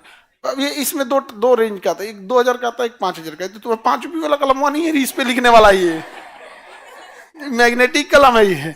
इस पे हम जो बोलते हैं उसको कमांड अंदर दे देता है ये। नहीं समझे? इसमें कलर थोड़ी चेंज होता है, यहाँ पे तो अलग अलग होता है इसका। अब इसको बिना मतलब का रेट अगर महंगा करे तो कोई फायदा नहीं है। शहर न बसने की वजह से सबसे बड़ी खराबी क्या है कि उसी शहर में कंजेशन बढ़ेगा, हर चीज दिक्कत होने लगेगी। सड़कें का लोड उतना नहीं हो पाएगा, पुलिस व्यवस्था पे, फायर ब्रिगेड पर बिना मतलब की जमीनें महंगी होंगी। उससे फायदा क्या होगा? अभी तुम पटना की जमीन देखो, दिल्ली से महंगी है। पटना का जमीन दिल्ली से महंगा है, क्योंकि बिहार का लोग अगर जिला छोड़ा तो उसके लिए एक ही ऑप्शन दिखता है कि चलो पटना, चलो हो पटना। नहीं समझ में आ गया? नून रोटी खाएंगे, पटने रहेंगे। और पटना आओगे तो भैया पटना लिमिटेड है ना, एक लिमिट है पटना का। एक और तो गंगा नदी बंद किया हुआ है, एक और से पुनपुन नदी बंद किए हुए है, नहीं समझे? उधर से सोन नदी बंद किया हुआ है। तो आपको इधर से पुनपुन, इधर सोन, इधर गंगा के बीच में रहना है यहाँ पे, तो कहाँ जाएंगे? जमीनें इतनी महंगी जिसका कोई हद नहीं। तो कोई आदमी अगर अपनी जिंदगी का एक बड़ा हिस्सा यहाँ लाता है जमीनें खरीद के, फिर बनाने में उसका खर्चा हो जाता है, तो हम लोग अर्थव्यवस्था में क्या योगदान देंगे? तो नए शहर बसते तो उससे फायदा होता है। जैसे पटना है, यहां से मुजफ्फरपुर है, तो पटना और मुजफ्फरपुर के बीच में एक शहर बसा देता और फर्स्ट क्लास 20 लेन की सड़क बना दे, आने जाने में दिक्कतें नहीं होगा। तो अभी देखो, यहां से तुम्हें गांधी मैदान जाने में, अगर तुम मरीन ड्राइव से नहीं जाओ, मरीन ड्राइव छोड़ दो, अगर यहां से तुमको जाना हो सपोज कीजिए दानापुर, तो 1 घंटा लगेगा। यहीं से बना दे अगर 15 लेन की सड़क मुजफ्फरपुर के बीच में, वहां जाने में तुमको आधा घंटा लगेगा। तो पटना में कोई काहे दानापुर रहने जाएगा 1 घंटा लगा के, वहां लगा के वहां नहीं रह जाएगा। तो ये गवर्नमेंट का अपना प्लान होना चाहिए, लेकिन दोनों में ये विवाद हो जाता है। तो 18वां संविधान संशोधन समझ में आ गया? क्या है? आयोग। पहला बताइए, पहला कब हुआ? 1951। भूमि सुधार था, कौन सी अनुसूची जोड़ी गई? 7वां संशोधन, भाषाई राज, भाषाई राज। 8वां संशोधन, SC ST। समय थोड़ी पूछ रहे हैं, मुद्दा पूछ रहे हैं क्या है। 8वां SC ST के लिए। बताइए 10वां, दादरा नागर हवेली। 12 गोवा दमन दीव। 18 सा आयोग, 18 सा आयोग। इसके बाद 21, इसके बाद 21। देखिए 21वां संविधान संशोधन भाषा से संबंधित है। किससे संबंधित है? भाषा। 21वां संविधान संशोधन भाषा से। इसमें आपको 3 संशोधन एक साथ याद रखना है। देखिए 21वां संविधान संशोधन, 71वां संविधान संशोधन और 92। देखो 21 71 जोड़ोगे तो 92 हो जाता है, 21 71 जोड़ेंगे तो 92 हो जाता है। इसमें सिंधी भाषा जोड़ी गई थी। कौन सी भाषा? सिंधी भाषा जोड़ी गई। 21वां संशोधन द्वारा सिंधी भाषा जोड़ी गई, यानी एक भाषा जोड़ा गया। फिर 71वां द्वारा 3 भाषा, नेपाली, मणिपुरी, कोंकणी, नेपाली, मणिपुरी, कोंकणी, 3 भाषा फिर जोड़ा गया। तो 21 द्वारा 1, 71 द्वारा 2, 3 भाषा जोड़ी गई, नेपाली, मणिपुरी, कोंकणी। अब 92वां द्वारा 4, बोडो, डोगरी, मैथिली, संथाली। बोडो, डोगरी, मैथिली, संथाली। आगे बढ़े? Any problem? तो ये चारों आप एक ही साथ याद रख, तीनों संशोधन एक ही साथ याद रख लेंगे। जैसे ये वाला एक ही साथ याद रखे थे ना, 8वां और 104, दोनों किससे संबंधित है? SC ST के आरक्षण के लिए, SC ST के आरक्षण के लिए, SC ST के आरक्षण के लिए। बताइए 21वां संशोधन द्वारा कितनी भाषा? 1 3 4, ऐसे याद रखें। 1 3 4, 1 3 4, 1 3 4। सिंधी 21, नेपाली, मणिपुरी, कोंकणी 21, 71, बोडो, डोगरी, मैथिली, संथाली, बोडो, डोगरी, मैथिली, संथाली, ऐसे जोड़िए ना। 21 में 71 जोड़ेंगे तो 92 आ जाता है। 21 में 71 जोड़ने पे क्या आ जाता है? 92। 21 में 71 जोड़ने पे 92 आ जाता है। किसी को कोई दिक्कत है? 21 में 71 जोड़ने पे 92 आ जाता है। आगे बढ़े? किसी को कोई प्रॉब्लम?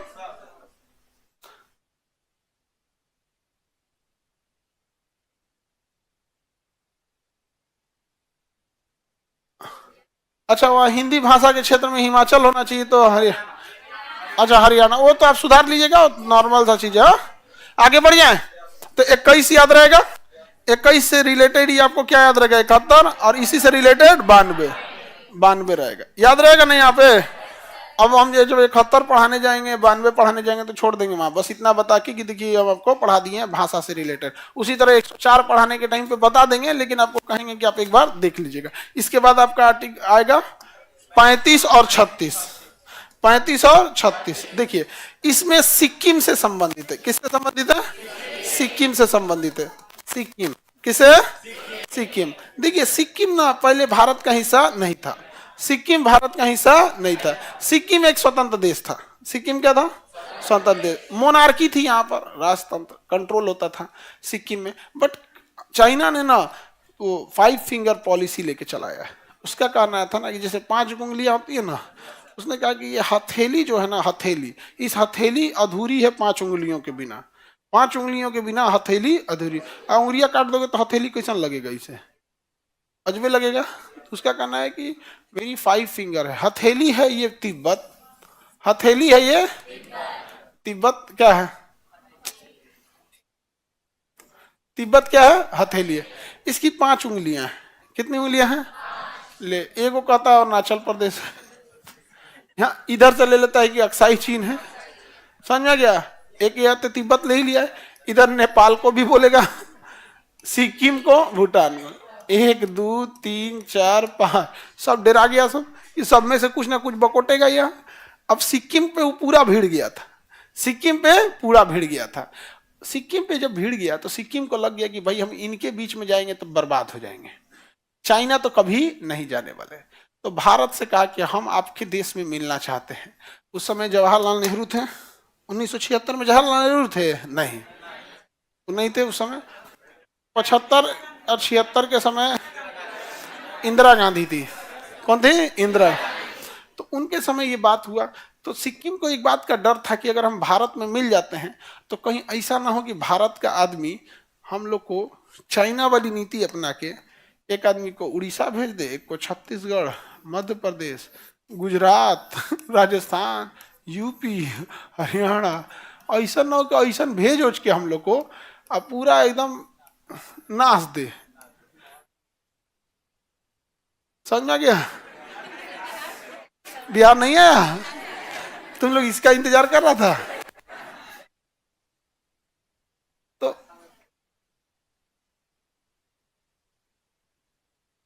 तो देखते हम लोग, किसी को कोई प्रॉब्लम, आगे बढ़ जाए तो देखते हम लोग। देखिए ध्यान से। तो सिक्किम को इस बात का डर था कि कहीं हमको हटा दे और यहाँ भारत कब्जा न कर ले, इसलिए सिक्किम पहले एक ही बार में भारत का हिस्सा नहीं बना। पहले वह सह राज्य बना कि हम एक राज्य की तरह ट्रीट करेंगे लेकिन आपका हिस्सा नहीं है। तो सबसे पहले वो एक सह राज्य की तरह बन के एक साल ट्राई किया।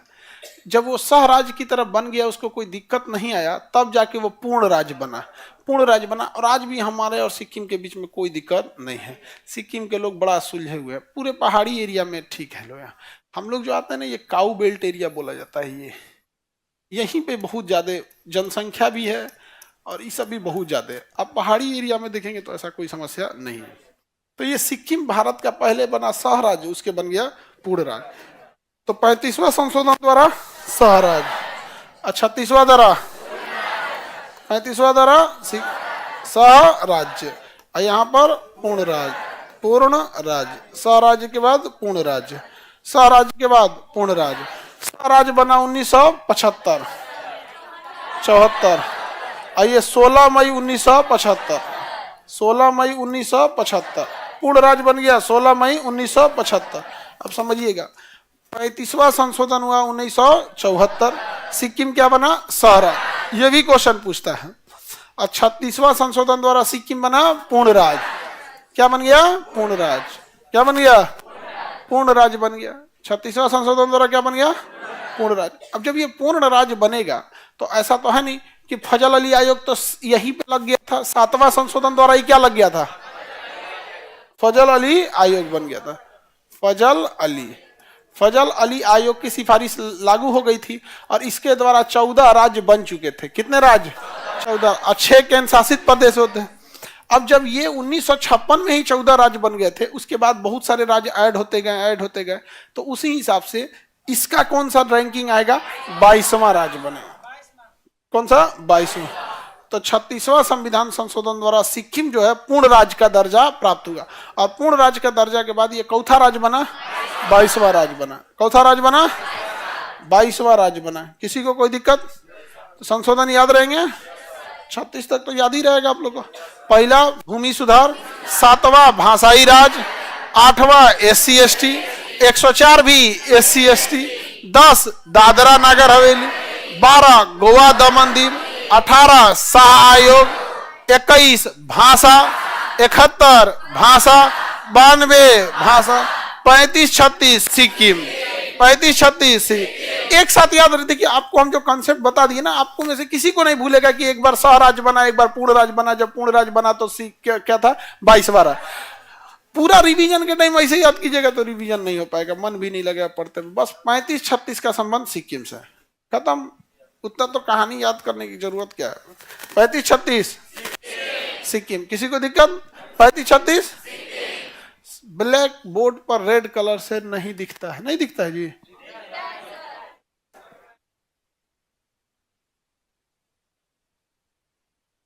ब्लू नहीं दिखता है, ओहो, कलर विजन का भी समस्या है, अब समझ में आया इन सब को। रेड कलर नहीं दिख रहा है उसको,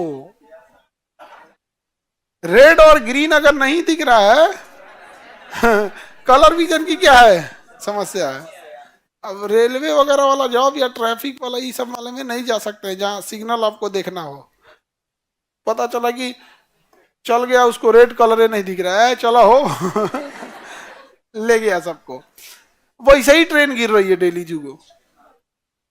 एनी प्रॉब्लम?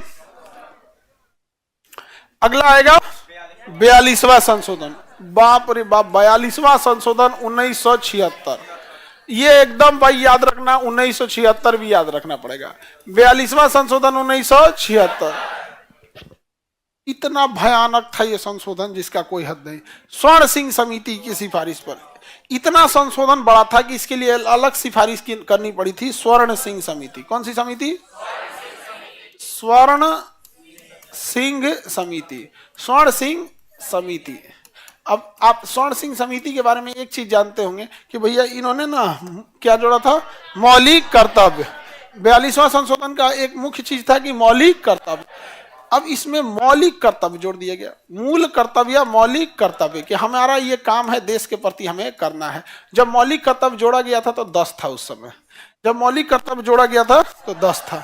इस 42वां संविधान स्वर्ण सिंह समिति ने 59 विषयों पे सुधार दिया।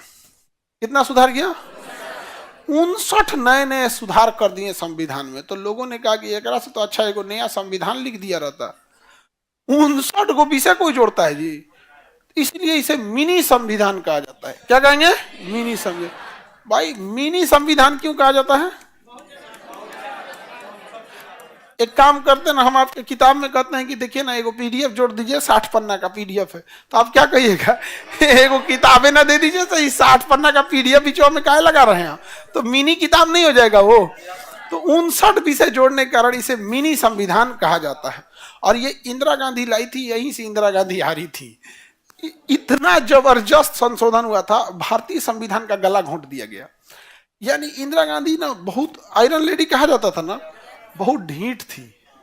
ढीठ इन द सेंस कि जो सोच लेंगी वही करवे करेंगी, आप बहुत ज्यादा इधर उधर नहीं। तो 59 विषय जोड़ा गया, मिनी संशोधन किया, संविधान का गला घोट दिया गया, सारी शक्तियां प्रधानमंत्री को दे दी गई। मंत्रिमंडल के पास ना शक्ति होना चाहिए, एक्चुअल में शक्ति होनी चाहिए मंत्रिमंडल को, कि भाई अगर कोई जरूरत पड़ रही है तो मंत्रिमंडल के कानून को लागू कर दे।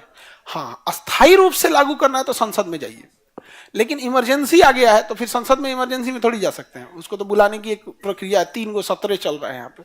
तो संविधान यही लिखा गया था कि अगर इमरजेंसी लागू करना है या कोई भी चीज लागू करनी है तो आप मंत्रिमंडल से कहिए, मंत्रिमंडल उसे इम्पोज कर दे, लागू कर दे, 30 दिन के लिए, 60 दिन के लिए। और जब सत्र आ जाएगा ना तो आप सत्र से पास करा दीजिएगा। अगर संसद कह दिया ठीक है तो ठीक है, आज संसद कह देगी सब लोग दाहिने से चलेंगे 2/3 बहुमत से, और आधे से अधिक राज्य सहमत हो जाए, तो बाएं से छोड़ के हम लोग कब से चलने लगे दाहिने। और जो सरकार ये नियम लाएगी उसको भी हम लोग दाहिने कर देंगे, उसको भी बाएं से कहाँ कर देंगे, दाहिना कर देंगे। बिना मतलब का नौटंकी, दाहिने से चलो। हालांकि मेजोरिटी देशों में दाहिने से चला जाता है। दुबई उबई में जाओगे ना तो कहाँ से चलता है? दाहिने से। हम लोग इंडिया में कहाँ से चलते हैं? बाएं से। तो बाएं से चलना होता है, तो हमारे यहाँ जो ड्राइवर की सीट होती है वो दाहिने होती है, और वहां दाहिने से चलना होता है तो ड्राइवर की सीट किधर होती है? बाएं होती है। वहां 4 व्हीलर में बड़ी दिक्कत होता है, यहाँ का ड्राइवर वहां के ड्राइवर में बड़ी अंतर रहेगा, कंफ्यूजन हो जाएगा। दुबई उबई का ट्रैफिक रूल बहुत जबरदस्त है, जाम लगा रहे उससे आपको मतलब आप हॉर्न नहीं मार सकते हैं। हमारे यहाँ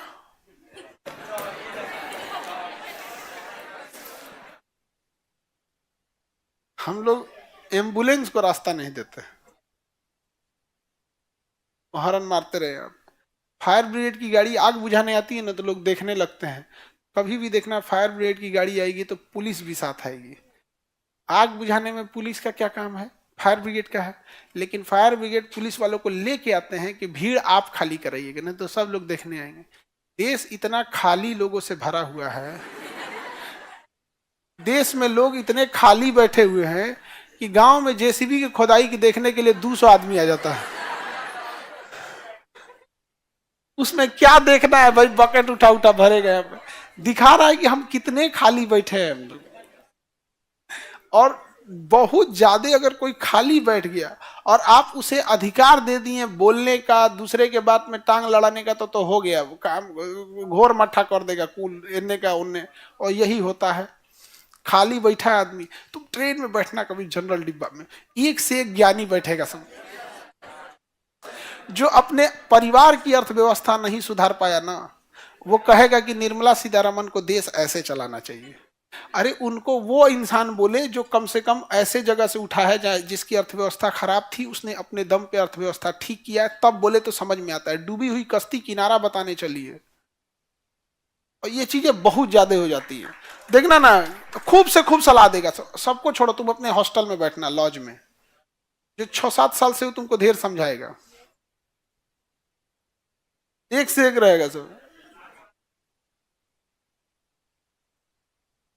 आगे बढ़े तो पहला क्या जोड़ा गया, मूल कर्तव्य। क्या जोड़ा गया, दूसरी चीजें एक और इसमें जोड़ी गई। प्रस्तावना जो था हमारा, क्या था, प्रस्तावना। प्रस्तावना, प्रस्तावना में 3 शब्द जोड़े गए। क्या क्या, समाजवादी, समाजवादी, पंथ निरपेक्ष, एकता एवं अखंडता। एकता एवं अखंडता, ये एक ही शब्द है, एकता एवं अखंडता। अखंडता, एकता एवं अखंडता। समाजवादी का मतलब होता है कि सरकार समाज का ध्यान रखेगी। अब जैसे ट्रेन में स्लीपर क्लास का टिकट देखना बड़ी सस्ता रहेगा, समाज का ध्यान रखे। प्राइवेट बस का किराया और सरकारी बस के किराए में अंतर आएगा, सरकारी बस सस्ता रहेगी, प्राइवेट हॉस्पिटल महंगा होगा, लेकिन समाज का ध्यान रखते हुए सरकारी हॉस्पिटल सस्ता होगा। इलाज हो या ना, देखो सरकारी हॉस्पिटल के डॉक्टर पे आप उंगली नहीं उठा सकते हैं। बहुत ही पढ़े लिखे तो भाई डॉक्टर में तो कोई भी पढ़ाई लिखा होता है, एमबीबीएस की पढ़ाई इतनी नॉर्मल भी नहीं है। सरकारी हॉस्पिटल में या पीएमसीएच जो पटना में है, ऑनलाइन वाले बच्चे जो बिहार के बाहर के हैं, पटना में सबसे बड़ा हॉस्पिटल पीएमसीएच है। बट वहां के डॉक्टर के पास ऐसा ऐसा तजुर्बा है, ऐसा ऐसा मरीज गया है सब, जो किताबें में वो बीमारी नहीं है। पता नहीं वो कैसे हो गया है, किताबें में वो बीमारी है, किताब में नहीं है। ऐसा ऐसा मरीज गया है वहां पे। तो उस समय ना मीटिंग बैठती है डॉक्टर्स की कि हम ऐसा बीमारी था, ये था, तो उनके पास एक्सपीरियंस बहुत ज्यादा है। हालांकि सरकारी हॉस्पिटल में कई बार ये भी होता है कि उतना आपको इलाज ठीक से नहीं मिलना होता, लेकिन एक सरकारी हॉस्पिटल के डॉक्टरों का भी समस्या समझ। एक डॉक्टर दिन में 50 मरीज देख ले, 50 मरीज देख सकता है, या 50 सीरियस और 50 नॉन सीरियस, मतलब उतने क्रिटिकल नहीं है तो 100 देख लेगा, लेकिन सीरियस सीरियस तो 50 ही देख पाएगा। सरकारी हॉस्पिटल पे एक पे 400 झोंक देता है, नहीं समझे। और जिस लेवल पे लोग वहां जाते हैं ना, जैसे प्राइवेट हॉस्पिटल पे जाके देखना, तो आधा काम तो मरीज और उसके साथ आए लोग डॉक्टर का हेल्प कर देते हैं। सर ये ब्लड रिपोर्ट करा ली है, सर ये अल्ट्रासाउंड था, ये तो वहां गुलघोच ना चढ़, तो गुलकोच को गुलघोच बोल रहा था।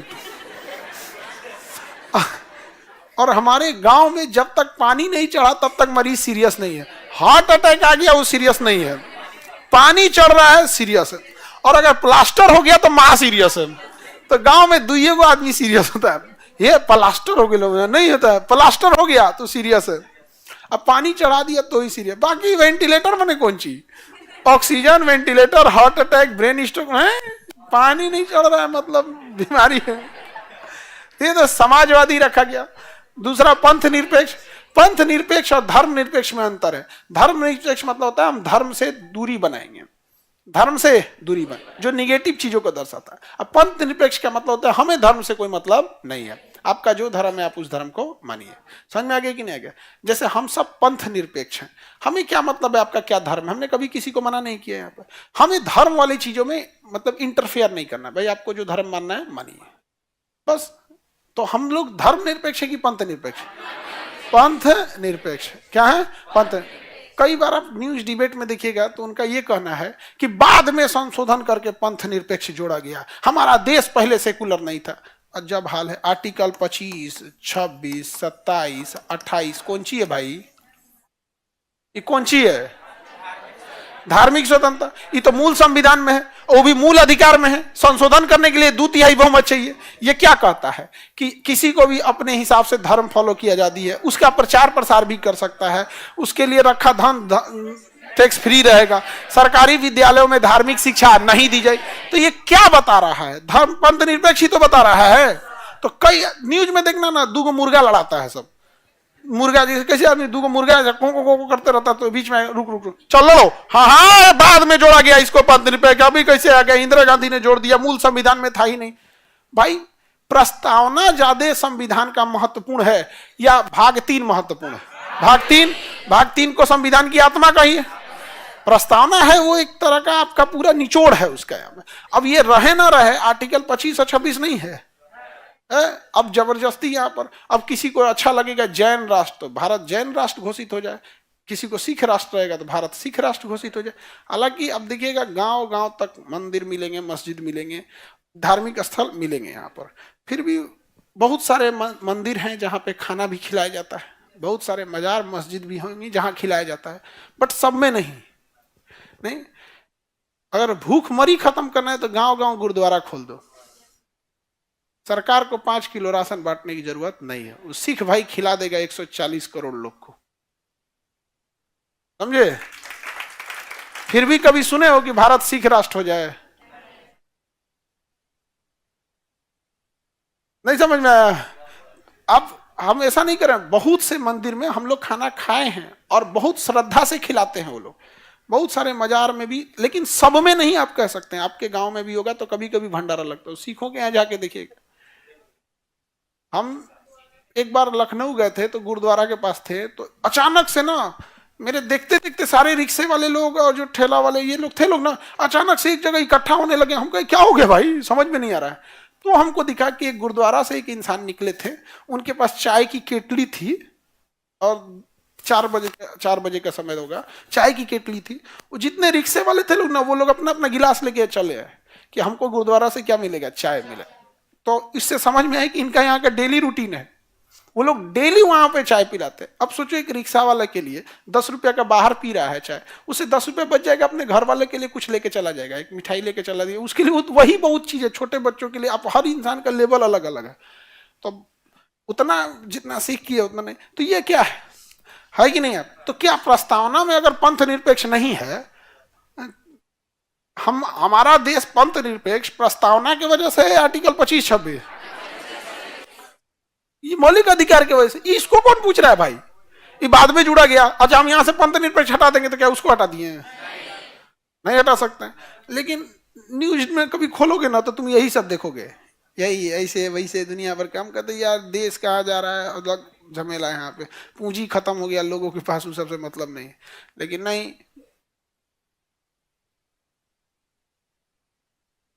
आगे बढ़े। आप कौन सा राष्ट्र चाहते हैं? हम जिस राष्ट्र में हैं हम इस राष्ट्र से खुश हैं। हमारा भारत महान। समझ में आ गया कि नहीं आ गया? और हमको क्या चाहिए? अगर आपको लगता है कि नहीं देश में कुछ कमियां हैं, आप उस कमियों को बताइए और आप सुधार लीजिए। नहीं समझ में आया? कि अब जैसे शरीर है, कभी कोई बीमार पड़ता है तो हम लोग क्या करते हैं? उस बीमारी को ठीक कर देते हैं। तो देश में यदि लगता है कि नहीं देश में ऐसे नहीं कुछ और सुधार होना चाहिए, तो पहले आप उन कमियों को चिन्हित कीजिए, फिर उसको सुधारिए। तो बवाल करने से क्या ही चीज होता है?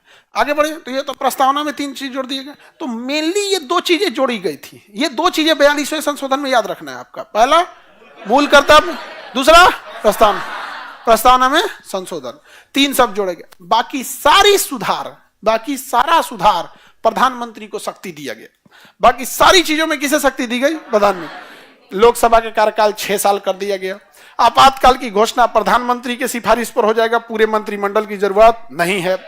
आंतरिक अशांति के मामले पे भी आप आपातकाल लागू कर सकते हैं। आंतरिक अशांति का कोई परिभाषा ही नहीं है। विद्यार्थी जो हैं, अभी देखिएगा बीपीएससी के पूरे विद्यार्थी प्रोटेस्ट कर रहे हैं, वो अपनी जायज मांग रहे हैं, किसी से वो धन दौलत नहीं मांग रहे हैं। बीपीएससी ने टीचर की वैकेंसी निकाली और विद्यार्थियों को बीपीएससी की ओर से डोमिसाइल नहीं लागू किया गया था। अंदर कुछ अधिकारी थे लोग जिन्होंने डोमिसाइल नहीं लागू किया यहाँ पर। और बीपीएससी के जो टीचर के है, अब उनकी समस्या समझिए कि सेम नंबर 2 लोग लाए हैं। सपोज कीजिए कि सेम नंबर 2 लोग लाए हैं, बट एक का एज 2 महीना बड़ा है और एक 2 महीना छोटा है। तो नंबर सेम होने की वजह से जिसका उम्र में बड़ा है उसे क्या मान लिया जाएगा? सीनियर। तो 2 बच्चों में जो 2 महीना पहले पैदा हो गया वो सीनियर हो गया। अब उसका बिहार टीचर में 3 जगह सिलेक्शन हो गया, 1 to 5 में हो गया, 9th 10th में भी हो गया, मान के चलो 3 जगह उसका रिजल्ट हो गया। अब वह व्यक्ति एक इंसान की सीट को कचर के बस इसलिए आया है कि उसका डेट ऑफ बर्थ 2 महीना ज्यादा है। अब इसके बाद भी उसका रिजल्ट कितने जगह है? 3 जगह। तो ज्वाइन कितने जगह करेगा? एक ही जगह ज्वाइन किया। तो जो जिसको पीछे कचर के आया था उसको तो मिल जाना चाहिए, तो उसे कहेंगे सप्लीमेंट्री रिजल्ट। सरकार नहीं जारी कर रही है। कितना तुम काहे 2 महीना लेट से पैदा हुआ? काहे पैदा हुआ 2 महीना लेट से? तुम्हें कोई पता नहीं है कि बिहार में हम लोग यहां टाइम से पैदा होना जरूरी, डिसिप्लिन राज्य है, डिसिप्लिन है, यहां पर टाइम से पैदा होना चाहिए।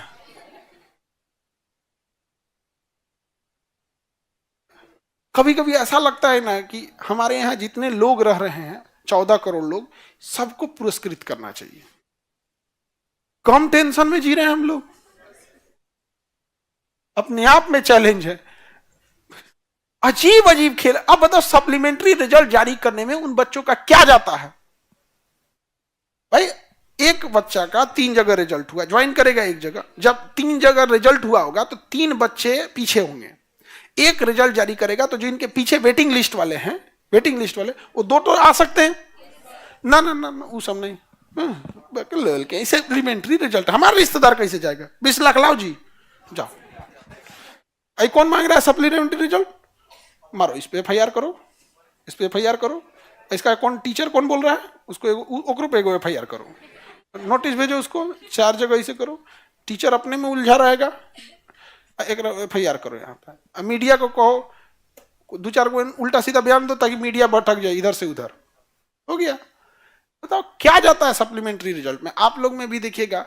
अब जो बच्चे जो लोग पढ़े लोग ना, वो बेचारे मैसेज जब भेजते हैं तो रो रो के भेजते हैं, सर कि सर अब की बार घर वाला भेज देगा गुजरात दिल्ली कमाने के लिए। लड़की कहती है कि सर अब तो अगर सप्लीमेंट्री रिजल्ट नहीं हुआ ना, तो जो आप क्लास में बताते थे कि जीवन का स्तर ऐसे होता है, व्यक्तिगत स्वतंत्रता ये होती है, ये सब सी किताबें में रह जाएगा सर, हम जला के फेंक देंगे इसको। क्योंकि घर वाले लड़कियों को अमूमन कम टाइम देते हैं, लड़कों की तुलना में तो आधा ही देते हैं, और कोई फर्क ही नहीं पड़ रहा है। अगर सप्लीमेंट्री रिजल्ट दे दिया जाए तो हजारों लोगों का जॉब ऐसे ही हो जाएगा। और वो फेल नहीं है, वो क्या है, वो पास हैं। बस उनका गुनाह यही है कि थोड़ा देर से पैदा हुए। नहीं समझ में आया? एमपीपीसीएस का भी यही हाल है। तो हाँ भाई, हम तो अभी तो वहां पे भी वही हाल है यार। किसी दिन ये सब विद्यार्थी सब, तो ये समझ में आ गया 42वां संशोधन भारत के लिए अच्छा था या खराब? खराब था। एक देखो, आंतरिक अशांति के नाम पे आपातकाल आप लागू कर दीजिएगा। आंतरिक अशांति का कोई मापदंड है? अब बच्चे कह रहे थे कि हमारा सप्लीमेंट्री रिजल्ट जारी कीजिए। बीपीएससी के बच्चों का खुलेआम दिख रहा है धांधली हो रहा है, खुलेआम दिख रहा है। वो बच्चों का क्या करना है, आप री एग्जाम ले लीजिए, री एग्जाम लीजिए और फेयर तरीके से लीजिए। आपको जितना टफ बनाना है टफ बनाइए। यहाँ पे उनका मांग गलत नहीं है, लेकिन 42वां संशोधन में उसे आंतरिक अशांति कहा जाएगा और वहां लागू कर दिया जाएगा आपातकाल। और जैसे आपातकाल लागू होगा, धरना देने का अधिकार खत्म, अभिव्यक्ति की स्वतंत्रता खत्म, मीडिया की स्वतंत्रता खत्म, सारी चीजें खत्म, मार धार के हटा के फेंक देगा। जा गर्दनी बाग जैसे जो जगह है, वो 2, आप लोग तो गए हैं, 2 गेट के बीच में पर भी पुलिस अरेस्ट नहीं करेगी। 2 गेट के बीच में अगर आप रहेंगे तो कभी पुलिस अरेस्ट नहीं करेगी। हम गेट के बाहर ना चल गए थे, अरे हमको उस समय भी नहीं अरेस्ट करते लोग वहां पे। हमको जो डिटेन किया गया था ना, गलती थी कि थोड़ा सा ठंडी का दिन था तो लोग जैकेट वैकेट पहने थे, तो पुलिस वाले से ही हम पूछ लिए, तुम वहीं थे? चलो उन्हीं से पूछ लिए थे हम लोग यहाँ पे। तो वहां कोई, अब वहां हम लोग को क्या समझ, रात हो गया था, हम पुलिस वाले से पूछे, देखो जिधर पुलिस नहीं है ना उधर से ही हमको निकलना है, नहीं तो रात हो गया है, अगर नोटिफिकेशन नहीं देंगे तो लड़कियां हैं यहाँ पर, यहाँ ना कहीं रहने की व्यवस्था है, ना लाइट की व्यवस्था है, मच्छर काट रहा है, सबसे झमेला है, वॉशरूम नहीं है वहां पे, और 3-4 हजार लड़कियां हैं, उनकी सेफ्टी कौन देखेंगे? हम कहते हम जाते हैं यहाँ पे और ध्यान देना। हमको लगा कि ये भी प्रोटेस्ट वाले ही हैं, वो पुलिस वाला था। हमको पता चला वायरलेस निकाल रहा है, इन लोग का प्लान है बीपीएससी जाने के लिए। हमको ले भाई,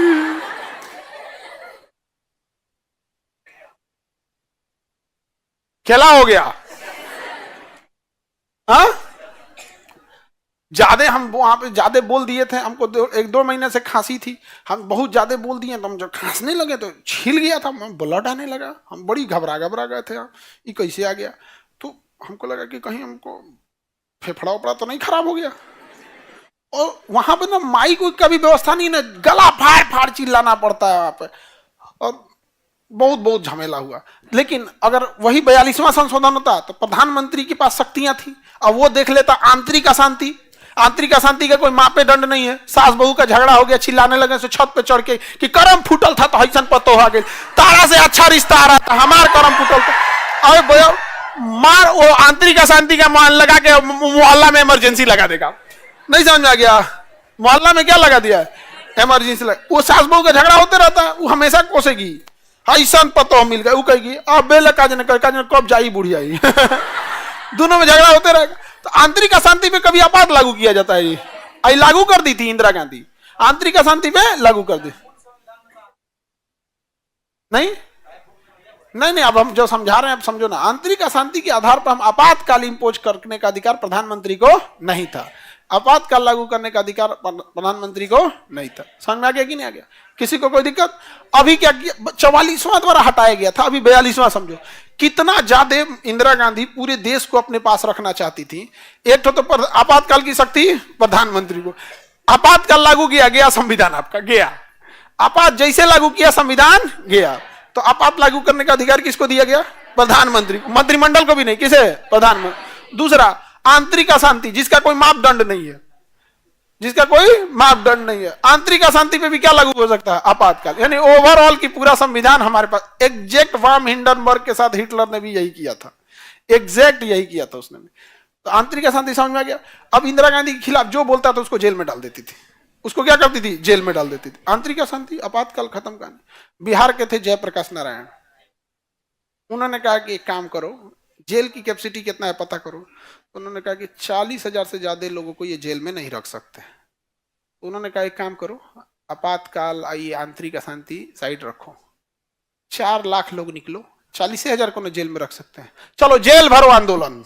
कौन आंदोलन? जेल भरो आंदोलन। बिहारी से पंगा, बिहारी से पंगा। तो जयप्रकाश नारायण आ गया है जेपी, कहे कि हर जिला से लोग निकलो। कैपेसिटी कितनी है पूरे में? 40,000 लोगों से ज्यादा वो लोग जेल में नहीं रखते। 4 लाख लोग घुस जाएंगे तो जेल ब्लास्ट हो जाएगा, और ऐसे जेल की दीवारें चरमरा जाएंगी। यहाँ पे जाएंगे कहाँ पे? अपने से खुल जाएंगे। भाई जेल की दीवारें नहीं है तो ठेला ठेली हो जाएगा, जगह नहीं है, वो कहाँ रखिएगा, जगह नहीं है यहाँ पे। नहीं समझ आ गया? तो पुलिस वाले भी परेशान हो जाएंगे यहाँ पे। अब उसके क्या किया गया? तो सुशील मोदी थे जयप्रकाश नारायण के साथ, वो कहे कि गुरुजी हम चलेंगे। लालू प्रसाद यादव, गुरुजी हम चलतो। Nitish Kumar, I am also ready. पहले कुछ था, पहले कुछ था, आप आए हैं तो कितना अच्छा हो गया यहाँ पे। पहले कुछ था ही नहीं, वो भी आया यहाँ पे। फिर जितने बिहार, रामविलास पासवान, जितना बिहार के नेता देख रहे हो ना, जितना बिहार के नेता वो उस प्रोटेस्ट में गए थे। समझा? जो जहां था वहां, जहां जहां जेल गए थे यहाँ पे। और उस समय, उसके बाद जयप्रकाश नारायण तो बिहार के लिए करके चले गए। उसके बाद बिहार में उनके यही लोग आके संभाल ली। समझ में आ गई? नहीं गया? नहीं तो उससे पहले बिहार में कुछ था? कुछ था ही नहीं। अभी कितना अच्छा हो गया है, हवा भी आ रहा है। पहले चांद सूरज दिखता था पहले, इधर कितना अच्छा अब सूरज भी दिखने लगा है यहाँ पे। यहाँ पर पूरा अंधेरा अंधेरा रहता, डायनासोर घूमते थे सब पहले यहाँ पटना में। अभी कितना अच्छा हो गया है। हाँ अरे मिनी संविधान किसे कहा जाता है? 42वां संशोधन। 42वां संशोधन को आगे बढ़ते हैं। देखो इस 42वां संशोधन में 2+ चीजें थी, हमें 2 चीजें दी गई, बाकी सब चीज छीन ली गई। क्या दिया गया भैया? मूल कर्तव्य या मौलिक कर्तव्य? मूल कर्तव्य। भाग 4 का क, ऐसे भी बोल सकते हैं। और एक यहां संशोधन हुआ प्रस्तावना। प्रस्तावना में कितने शब्द? 3 शब्द जोड़ दिए गए, एकता अखंडता, समाजवादी पंथ निरपेक्ष, एकता अखंडता। समाजवादी पंथ निरपेक्ष, एकता और अखंडता, ये तो जोड़ दिया गया। इसको मिनी संविधान कहते हैं क्योंकि 59 विषय जोड़े गए थे। कौन सी कमेटी की सिफारिश पर? स्वर्ण सिंह समिति। इसमें हमसे छीन लिया गया संविधान पर प्रतिकूल प्रभाव पड़ा। संविधान पर अच्छा प्रभाव या प्रतिकूल? संविधान पर प्रतिकूल प्रभाव। समझ में आ गया? Any problem? इसमें हमारा प्रतिकूल का मतलब निगेटिव इंपैक्ट पर, अनुकूल का मतलब ठीक ठाक है, प्रतिकूल प्रभाव पड़ा। और हमारा संविधान जो है संघात्मक है, संघीय है। संघीय का मतलब होता है स्टेट गवर्नमेंट को भी पावर है, सेंट्रल गवर्नमेंट को भी पावर। इसे संघीय से बदल के एकात्मक कर दिया। क्या कर दिया? एकात्मक कर दिया। मतलब सब कुछ सेंट्रल गवर्नमेंट के पास छीन के भेज दिया गया। क्या कर दिया गया? सेंट्रल गवर्नमेंट के पास भेज दिया गया। कहा गया कि इतनी इतनी पावर दिया गया कि एक तो तक आ गया कि आंतरिक अशांति। क्या चीज? आंतरिक अशांति। कहा गया कि अगर देश में आंतरिक क्या है? अशांति है, आंतरिक अशांति के आधार पर भी क्या लग जाएगा? आपात। क्या लग जाएगा? आपात। उसके अलावा कहता है कि आपातकाल की जो घोषणा है, आपातकाल की, वो मंत्रिमंडल को न करना चाहिए। क्या करना चाहिए?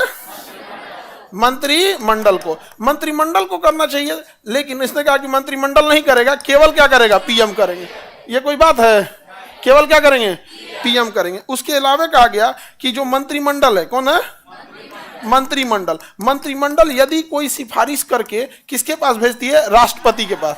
किसके पास भेजती है? राष्ट्रपति के। तो राष्ट्रपति उसे मानने के लिए क्या होंगे? बाध्य होंगे।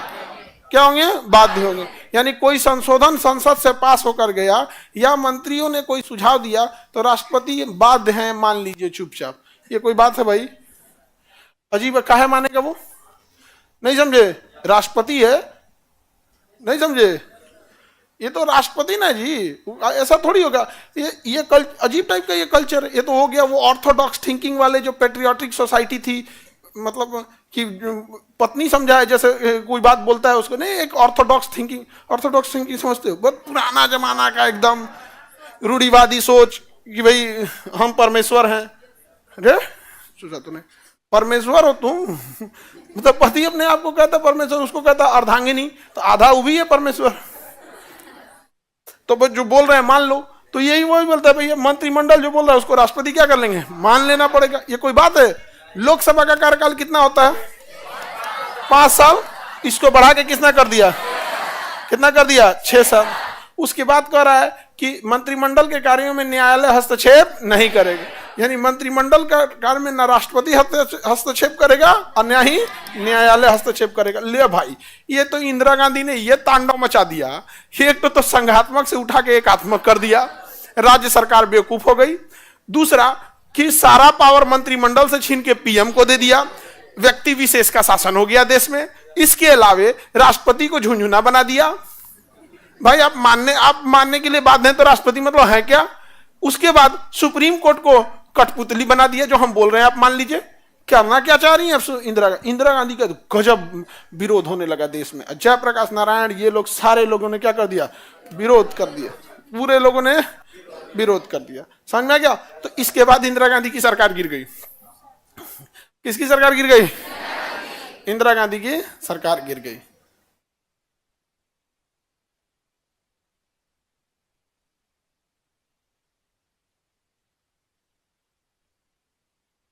Any problem? अब सरकार किसकी आएगी? मोरारजी देसाई की। मोरारजी देसाई की। प्रधानमंत्री इंदिरा गांधी नहीं रही, कौन आ गए? मोरारजी देसाई। उनके जगह आ गए मोरारजी देसाई। मोरारजी देसाई आए और यही मुद्दे पे आए थे कि हम 42वें संशोधन को खत्म कर देंगे। ये उनका मुद्दा ही था चुनाव में कि हम 42वें संशोधन को खत्म कर देंगे। आगे बढ़ जाए। हाँ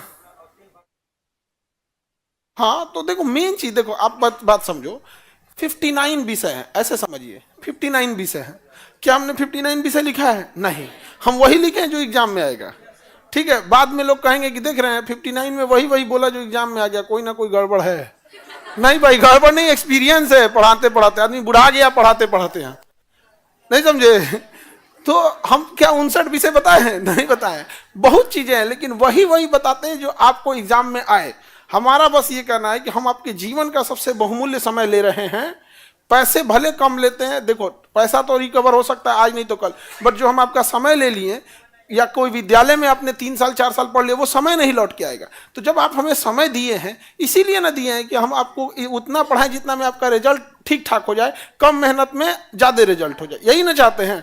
पढ़ाने के लिए तो 59 का 59 पढ़ा दे, उसके बाद कहें सब मेरे ही में से आया है, भाई तो बचा कहाँ? 59 का 59 भी तो पढ़ा सकते हैं ना, सब नहीं।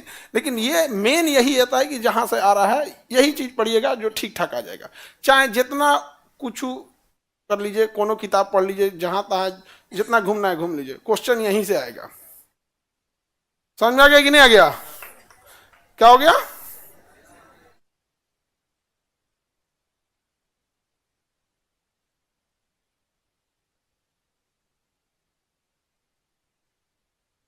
अच्छा, वही बात होता है, तुम्हें भैया रिकॉर्डेड पढ़े हो या लाइव पढ़े हो, बतिया तो पढ़े हो, पढ़ाए हम ही नहीं थे बाबू। अब एक बात बता मेरे भाई, तू कल का क्लास अब क्या कल आएगा? रिकॉर्डेड हो जाएगा तो तू उसमें क्या फर्क पड़ जाएगा? अच्छा, पैसा नहीं था, गांव में रहता, मिठाइया लाएंगे कि नहीं मेरा? लाएंगे, ठीक है, बोल देना, तो तुमसे ले लेंगे फिर मिठाई।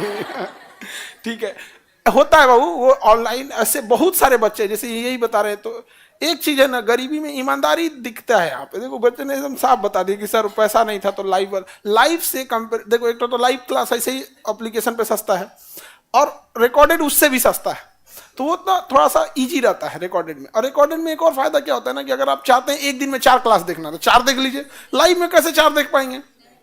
आज हम पढ़ा दिए, कल का आप कैसे देखें? कल आएंगे तब ना पढ़ाएंगे। लेकिन इसी पॉलिटी का अगर आपको लाइव देखना है, रिकॉर्डेड देखना है, तो एक के दिन में आप संशोधन खत्म कर सकते हैं। तो दोनों ऑप्शन हम लोग सबके लिए रखा गया। तो उनका रेलवे में हो गया, बढ़िया है जी।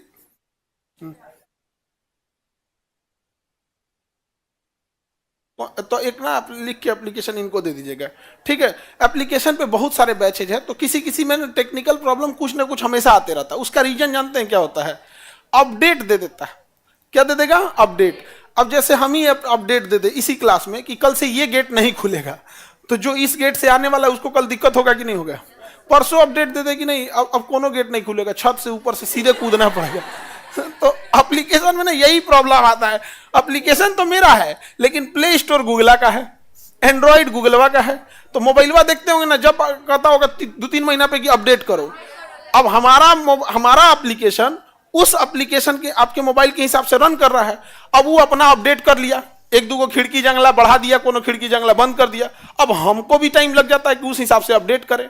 अब उस हिसाब से हम अपडेट करते करते हैं, उसको ट्रबल शूट ठीक करते हैं, 15 दिन लग जाता है, सारा एप्लीकेशन फिर से सही होने लगता है। तब फिर 6 महीना पे उसे कहता है कि अपडेट मारो, फिर हम लोग को अपडेट करना, मतलब वो हम लोग से फास्ट चलता है।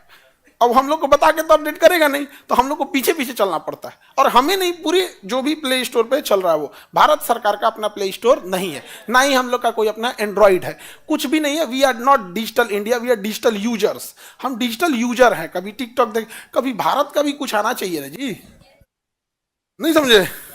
तो एआई आया है, आर्टिफिशियल इंटेलिजेंस, बीआई आना चाहिए, भारत इंटेलिजेंस। कोनो काम का नहीं है हम लोग का। चाइना का आ गया इतना, तुम इंडिया का बताते हैं। इंडिया का तुम भारत का नक्शा खोजना, तुम गूगल पे जाओ, भारत का नक्शा, बड़ी दिक्कत आएगा तुम्हें, आधा में जम्मू कश्मीर कटा मिलेगा। बोलो,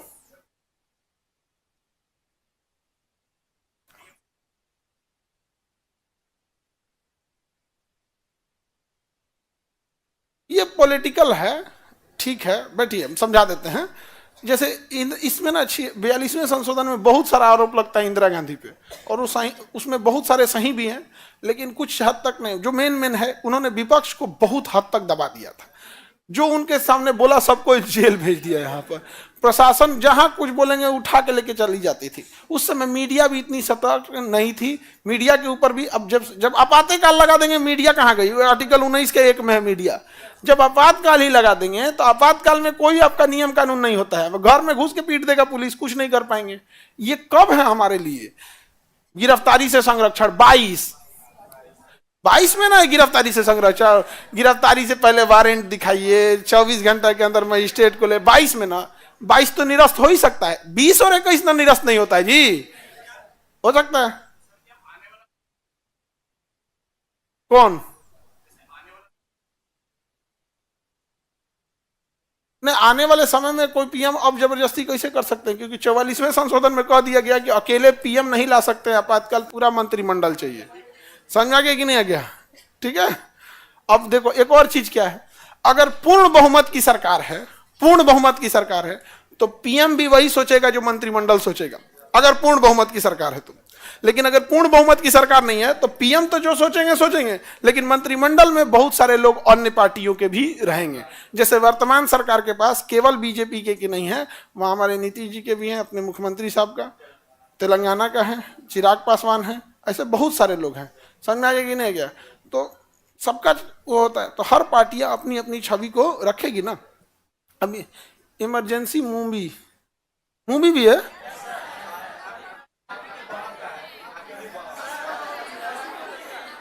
मेरी बहन फ्लॉप हो गया, उसे क्या हुआ? फ्लॉप हो गया तो हर भाई अपनी बहन को अप्रिशिएट करता है।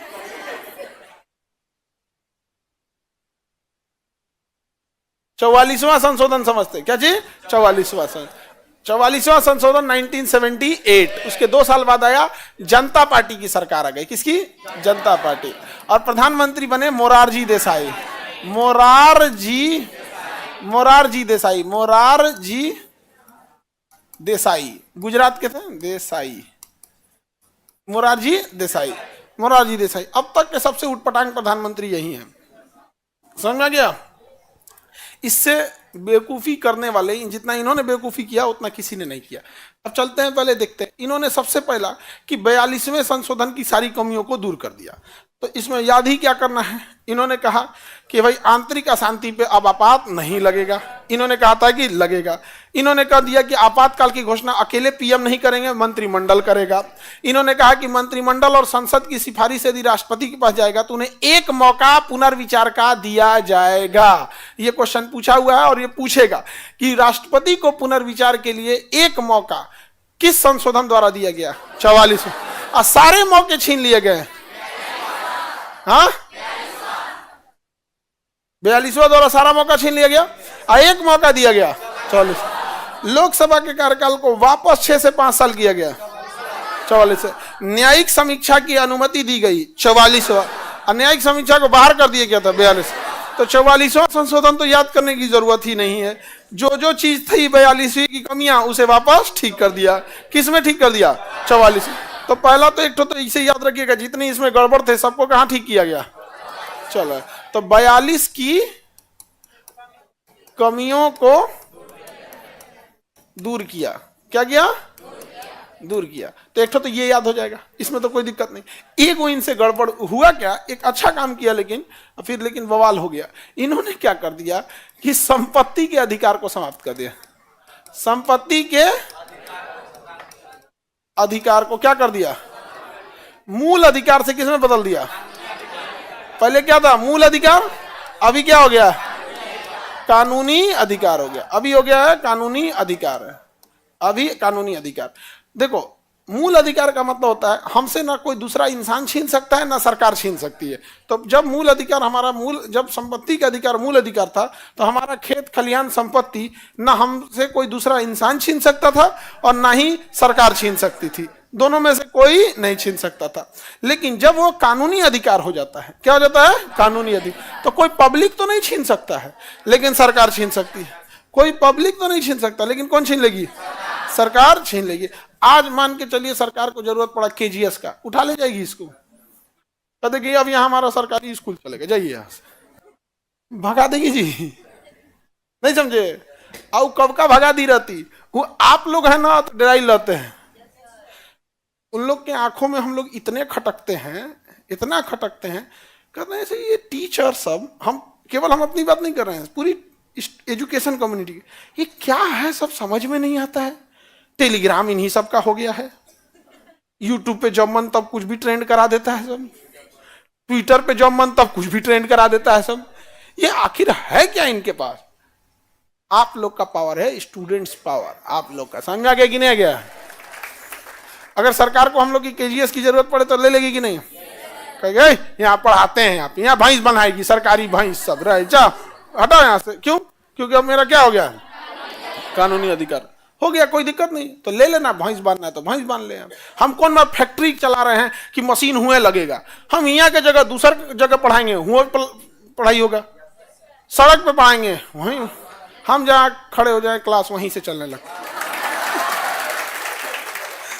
कौन मारा हमको? यही ना, यही पर प्रॉब्लम आ जाती है। जैसे कोई फैक्ट्री वाला रहेगा, उसको डरा देते हैं लोग, तो फैक्ट्री में ताला मार देंगे। अब वो फैक्ट्री बना, उसकी मशीन का सेटअप, अब जैसे किसी की आटा पीसने, गेहूं पीसने की मशीन, आटा चक्की है, अब उस पर ताला मार देंगे, बेचारा परेशान हो जाएगा, वो कुछ नहीं कर पाएगा। हम लोग को मार दे ताला, एक अंदरवा तो मार नहीं सकता है, बाहर निकाले के मारेगा, वहीं से पढ़ाने लगेंगे।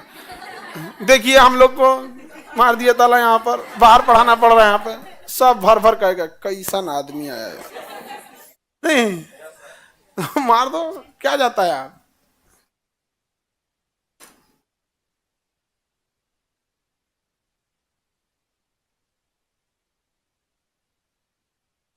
तो ये तो समझ में आ गया, मूल अधिकार को किसमें बदल दिया। और उस समय फिर से कांग्रेस की जो सरकार थी, उस समय तो विपक्ष में थी, उन्होंने हल्ला किया और जिताओ मोरारजी देसाई को, जमीन हड़प लिया, तुम्हारा जमीनें हड़प लिया, संपत्ति छीन लिया, संपत्ति छीन लिया। नहीं समझ में आ गया? इतना हो किया कि लोगों को लगा सही बोल रहा है, संपत्ति छीन लिया हम लोग का। भाई तो मूल अधिकार से किसमें बदल दिया? लेकिन हल्ला हो गया कि सब जमीन जायदाद अब तुम्हारा सब सरकार ले लेगी, अब तुम्हारा कुछ नहीं बचेगा, तो हल्ला करने लगता है इसमें। तो पहले हल्ला हो जाता था तो सुधार नहीं पाता था। अब जिसे कैसे अभी हल्ला कर दिया सर, खान सर के यहाँ सारा क्वेश्चन आया है, तो बच्चों का कहना है ना, अभी क्या है सबके हाथ में, उनका कहना है तो पढ़ते क्यों थे, क्वेश्चन आया तो पढ़ते क्यों है, इसीलिए ना कि क्या हो क्वेश्चन आया। और वो क्वेश्चन हम तो कहा कि टेस्ट लिया गया, भाई वो टेस्ट फ्री था, टेस्ट फ्री था। दुनिया का कौन आदमी डीएम एसडीएम डीएसपी एसडीएम का पोस्ट फ्री ऑफ कॉस्ट देगा? नहीं समझ आ गया? अगर 1 मिनट के लिए उन्हीं की बात मान लो, तो जितने सेंटर थे, चाहे एएन कॉलेज बीएन कॉलेज, जितने भी सेंटर पे हम लोग ने सेंटर करा था, कितने लोगों ने, आप लोग में से बहुत सारे बच्चे परीक्षा दिए होंगे, इस बैच के तो नहीं दिए, लेकिन बीपीएससी वाले बैच के दिए होंगे, 1 रुपया नहीं लिया गया उनसे, 1 भी रुपया नहीं लिया गया। 1 मिनट के लिए उन्हीं की बात मान लो कि तुम भाई तुम ही ठीक हो, हमारे यहाँ से क्वेश्चन आया, तो हमने तो वो क्वेश्चन सबको फ्री ऑफ कॉस्ट घुमा घुमा के कराया था। दुनिया का कौन सी शिक्षक है जो फ्री ऑफ कॉस्ट एसडीएम और डीएसपी का क्वेश्चन बताएगा भाई? तो तुम सैल्यूट मारो। नहीं समझ में आ गया? पैसा लिए रहे करोड़ों रुपए तब, और ये जितने लोग बोल रहे हैं ना, इनकी हिम्मत नहीं है कि गले से निकल सके कि जो लाख रुपया फीस ले रहा है वो गलत कर रहा है, क्योंकि पैसवा तो वही दे रहा है, पैसवा तो वही खिला रहा है बोलने के लिए। इनसे बस एक बार बोलना ना, तो नहीं डकार के बोल दे इसे कि इतना फीस ले रहे वो गड़बड़ कर रहा है।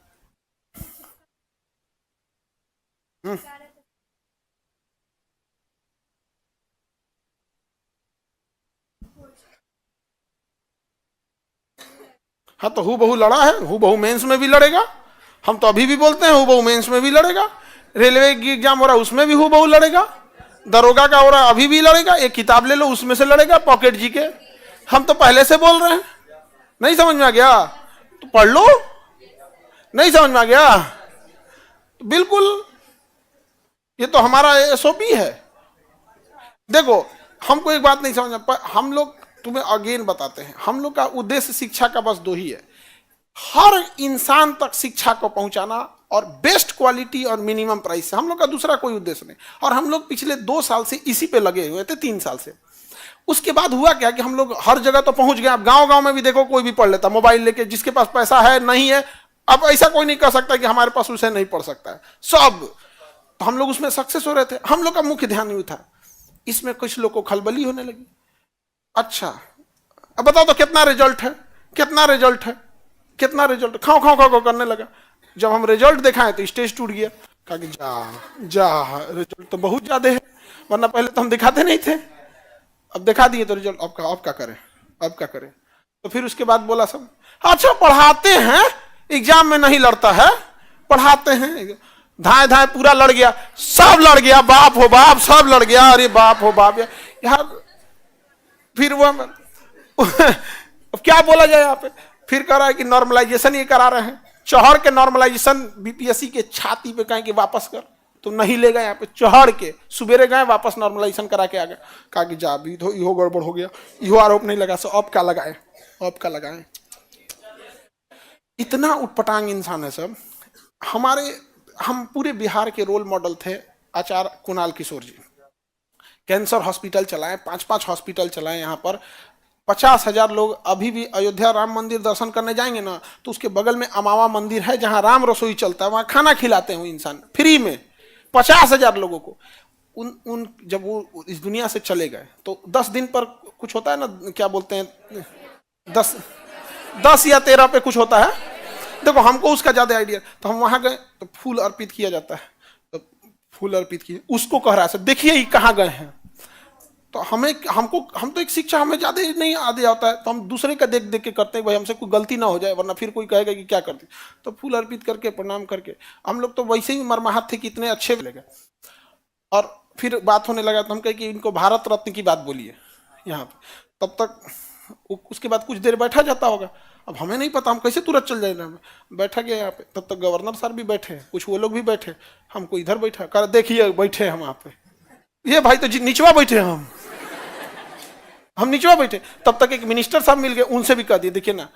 फिर एक हमारी टीम का सर, ये जो समय है किसी की शोक सभा है, इसमें बीपीएससी की बात ना किया जाए।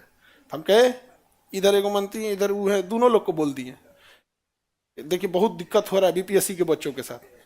तो भाई कोई फोटो खींचेगा तो अवजिया थोड़े आएगा, तो कह रहा देखिए क्या बोल रहे थे, क्या बोल रहे थे। भाई तुम्हारी अगर इतनी पहुंच है तो उनसे जाके पूछो कि हमने बोला था या नहीं बोला था, नहीं समझे। तो होता है इस सब चीज के लिए आप तो टेंशन नहीं लेना है, होते रहता है यहाँ पे। हकीकत में एक हम बात बोलते हैं, तुम जो हम विरोध करता है वो खुद का विरोध कर रहा है, नहीं समझ में आया।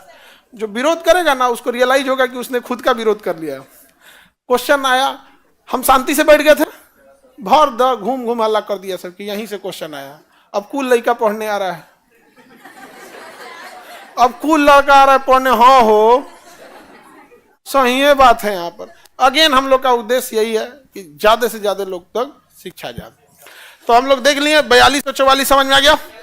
42 की कमियों को दूर किया गया किसके द्वारा, किसके द्वारा, 44 द्वारा। संपत्ति के अधिकार को समाप्त किया गया, चल। और यही इनके लिए काल हो गया मोरारजी देसाई के लिए। मोरारजी देसाई इतने अजीब प्रधानमंत्री थे कि इनको जब रॉ एजेंट वालों ने कहा कि पाकिस्तान काहुटाबाद में अपना परमाणु बम बना रहा है, आप अनुमति दीजिए, उसी में हम ब्लास्ट करा देंगे, उसमें क्या कर देंगे, ब्लास्ट करा देंगे। तो जो हमारे रॉ एजेंट थे सब, वो क्या किए थे सब ना, उस काहुटाबाद के पास जहाँ पे पूरा ये रिसर्च हो रहा था, वहां कभी कोई कबाड़ी वाला बन के, कभी कुछ, उसमें होता क्या था ना, 2 किलोमीटर पहले ही लोगों को रोक दिया जाता था, तो अंदर कोई जा ही नहीं सकता था, पहाड़ से घिरा एरिया था। तो उन्होंने कहा कि काम करो, जो यहाँ से निकल रहा है उसके पीछे पड़ो। तो जो यहाँ से निकल रहे थे उनके पीछे पड़ गया सब। अब उनकी घर की भी सिक्योरिटी तगड़ी है, घर पे भी नहीं जाने से। तो नजर रखते रखते देखा सही कहाँ बाल कटा रहा है सब। तो जहाँ बाल कटा रहा था सब ना, पता चल गया कि अगर परमाणु बम जहाँ बनेगा ना तो उसका रेडिएशन आएगा, और वो रेडिएशन हमारे शरीर पे कहीं कभी हटने वाला नहीं है। तो उन्होंने जब बाल कटाया सब, तो कबाड़ी वाला बन के बालवा बटोर लिया सब। अब बाल का सैंपल भेजा सब इंडिया, और जब चेक हुआ तो कहा कि इसमें कुछ बाल में रेडिएशन है। तो समझिए गया था कि यही आदमी इधर से निकल रहा है, घर में बाल कटाने गया और बाल में रेडिएशन मिला, मतलब यही है। तो कंफर्म हो गया। उसके बाद धीरे धीरे जब सारा चीज कंफर्म हो गया तो उसमें ये लोग किसी किसी से उस सब कर लिया यहाँ पे। अब कुछ खाना पहुंचाने वाला कैंटीन वाला आ गया सब, यहाँ खाना पहुंचे। तो इन लोगों ने कहा कि ठीक है, खाना पहुंचाने वाला कैंटीन है, इसी टिफिनवा में लेते जाएंगे, एक बढ़िया से एगो टिफिन में डेली खाना देंगे। एक दिन खाना की जगह कुछ ब्लास्ट वाला ऑडियक्स रख देंगे, उड़ जाएगा, पूरा प्लांटे उड़ जाएगा। तो इन्होंने भेजा प्रधानमंत्री को, मोरारजी देसाई को, कि भाई इतना बड़ा ही मिशन है, 2 देश लड़ जाएंगे, आपको पहले बता देते हैं और आप परमिशन दे दीजिए और कुछ पैसा अलॉट कर दीजिए, क्योंकि बड़े काम के लिए किसी को बड़ा पैसा देना पड़ेगा यहाँ पे। तो कह रहे हैं मोरारजी देसाई, तो गलत बात है जी, ये तो गलत बात है। फोन लगा, फोन लगा, फोन लगाई तुझे, फोन लगाई, फोन लगा दिए जानते हैं पाकिस्तान के प्रधानमंत्री को, और कह रहे हमको सब पता है आपका हुटाबाद में क्या कर रहे हैं, रॉ ने मुझे सब बता दिया है, आप परमाणु बम बना रहे हैं, चलिए, लेकिन ये तो गलत बात है। उस अगर फोन रख दिए, पाकिस्तान का प्रधानमंत्री कहा अपने आईएसआई लेके, रे कौन है रे, कैसे पता चल गया इनको, पता करो। अब रॉ वालों के पीछे पड़ गए आईएसआई वाले, ये कौन इस एरिया में घूम रहा है, जो जो घूम रहा था पकड़ पकड़ के तड़पा तड़पा के मारा सब, उन सबको उंगली काट काट के 10-10 साल में मारा सब, चमड़ा उधेड़ दिया सब। सबसे बुरी मौत अगर किसी को मिलती है तो जासूसों को मिलती है, हमारे इन मोरारजी देसाई की वजह से, और सबको मार दिया। लगभग 350 हमारे रॉ के एजेंट सब मारे गए मोरारजी देसाई की वजह से।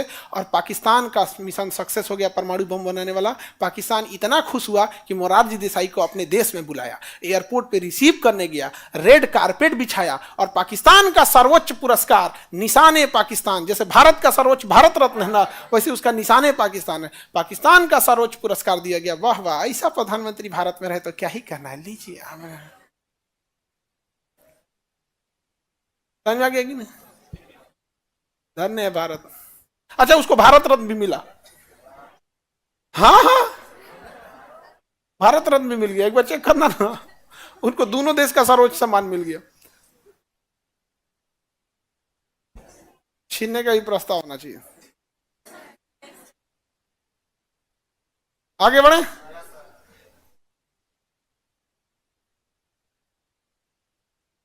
भारत रत्न के लिए इंदिरा गांधी का जबरदस्त विरोध किए थे।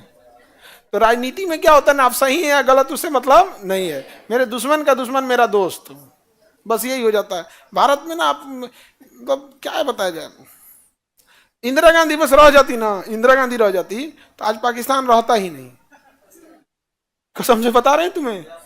पाकिस्तान, बांग्लादेश कहाँ गया, पूर्वी पाकिस्तान था ना, पाकिस्तान उड़ता था, ऐसे बोलता था। अभी तो आप लोग 1975 में 71 से पहले पाकिस्तान कहता था दोनों ओर से बर्बाद कर देंगे, जैसे इधर से कहता है परमाणु बम चलाएंगे, एक और है तो कैसे, दोनों ओर से, एक और पाकिस्तान एक और पूर्वी पाकिस्तान। इंदिरा गांधी मारी पूर्वी पाकिस्तान का धज्जी उड़ा दी, कह दी अभी दूसरा देश रहेगा बांग्लादेश, नहीं समझ आ गया, अभी बेचारा तीर्ण हो गया पाकिस्तान ऐसे जा। उसके अलावे भी लोग ने बहुत मतलब उड़ा दी रहती यहाँ पर। इंदिरा गांधी बस इस बात के लिए चुप थी कि उनके पास परमाणु बम नहीं था, और अमेरिका के पास परमाणु बम था। तो अमेरिका के पास परमाणु बम था और इंदिरा गांधी के पास नहीं था, तो ये कही कि बस जिस दिन परमाणु बम कंप्लीट हो जाएगा हम उस दिन उड़ा देंगे इसको, खत्म कर देंगे इंसान। जिस समय युद्ध हो रहा था ना, युद्ध हो रहा था इंडिया पाकिस्तान से, और पूरा युद्ध का ऐलान हो गया था, दिल्ली में ये महिला भाषण दे रही थी। जब प्रधानमंत्री बंकर में घुस जाते हैं लोग उस समय, और अपनी सेफ्टी में, उस समय पूरे खुले मैदान में भाषण दे रही थी। लोगों ने पूछा कि आपको डर नहीं लगा, युद्ध का मैदान है, उस समय रडार वडार भी इतना एडवांस नहीं थे। तो कहा कि मुझे अपने भारतीय सेना पर भरोसा है। सोचिए, एक प्रधानमंत्री जब श्रेय, इतना बड़ा श्रेय अपनी सेना को देगा तो सेना का मनोबल कितना जबरदस्त होगा। अब अगर वही प्रधानमंत्री कहने लगे कि हमको अपने पे भरोसा है, हो गया। ये सर्जिकल स्ट्राइक हुआ, श्रेय किसका था, आर्मी का, आर्मी का होना चाहिए यहाँ पे। एक तो गुमनामी में जो सर्जिकल स्ट्राइक की, उनका नाम हम नहीं आता, उस पर श्रेय ले लो। तो खतरनाक लेडी थी, आयरन लेडी क्यों कहा जाता है, बहुत खतरनाक। आप तो पाकिस्तान के साथ रहता ही नहीं, पाक कर दी रहती, पाकिस्तान को क्या कर देती, पाक। और आप लोग के बैच में भी एक बैच रहता है कि इसके बाद एक काम करो, एक पाकिस्तानी सबका बैच चलेगा, उस समय कोई बैच नहीं रहेगा उस बैच के आगे पीछे 1 घंटा का गैप रहेगा। अरे पगला सब कहीं भीड़ में कचरा गया तो बम में मार देगा सब, कोई ठीक है उनसे होगा, पागल है सब पूरा। 42वां समझ में आ गया, 44वां समझ में आ गया। इसके बाद मोरारजी देसाई हार गए। मोरारजी देसाई क्या हो गए, चुनाव हार गए। वापस कौन आ गई, इंदिरा गांधी, और उन्होंने फिर से 42वें संशोधन को दोहराया नहीं। वापस कौन आ गई, इंदिरा गांधी, इंदिरा गांधी। उसके बाद इंदिरा गांधी ने पाकिस्तान का इलाज, बहुत लोगों का इलाज हुआ, श्रीलंका में हुआ, पाकिस्तान में हुआ, बहुत बहुत खतरनाक लेडी थी एकदम, पीएम के तौर पे। आगे बढ़ जाए, 42वां संशोधन समझ में, 44वां समझ में आ गया। इसके बाद 52वां संविधान 1985, 52वां संशोधन 1950। उस समय पीएम थे राजीव गांधी, राजीव गांधी। अब इनका था सायरा बानो केस में इतना बुरा फंस गए जिसका कोई हद नहीं। और उनके बाद इनकी भी सरकार है, 400 सीट लाए थे ये लोग। हाँ 400 पार, 400 पार जो बोला जाता है ना, यही लेके आए थे 400 पार राजीव गांधी। अरे अब भी समझो उस समय जब मीडिया उडिया नहीं था, डिजिटल नहीं। अब की बार 400 पार, 400 से ज्यादा सीट लेके आने वाला इंसान, सबसे अब तक का सबसे बड़का बहुमत यही इंसान लेने वाला है। समझ आ गया कि नहीं आ गया? लेकिन अब जब अभी केस डिस्कशन करेंगे तब बताएंगे कि सायरा बानो केस इतना छोटा सा मामला के चक्कर में इन्हें नहीं पढ़ना चाहिए, बहुत ज्यादा सुप्रीम कोर्ट के फैसला को पलट दिया। लेकिन अब समझते हैं यहाँ पे राजीव गांधी के समय, इनके समय आया दल बदल, 52वां संविधान संशोधन, दल बदल। दल बदल हम पढ़ा दिए हैं, दल बदल पढ़ाए कि नहीं? दल बदल पढ़ाए हैं। अनुसूची, अनुसूची दल बदल जीते हुए पे लगता है या हारे हुए पे? हारे पे लगा के करेंगे क्या? तो वैसे ही बाहर है, नहीं समझाया? हारे पे लगा क्या करेंगे? क्या ऐसे ही बाहर है? किसी को दिक्कत? तो दल बदल तो समझा दिए। इसमें हम ये भी पढ़ाए थे, आया राम गया राम।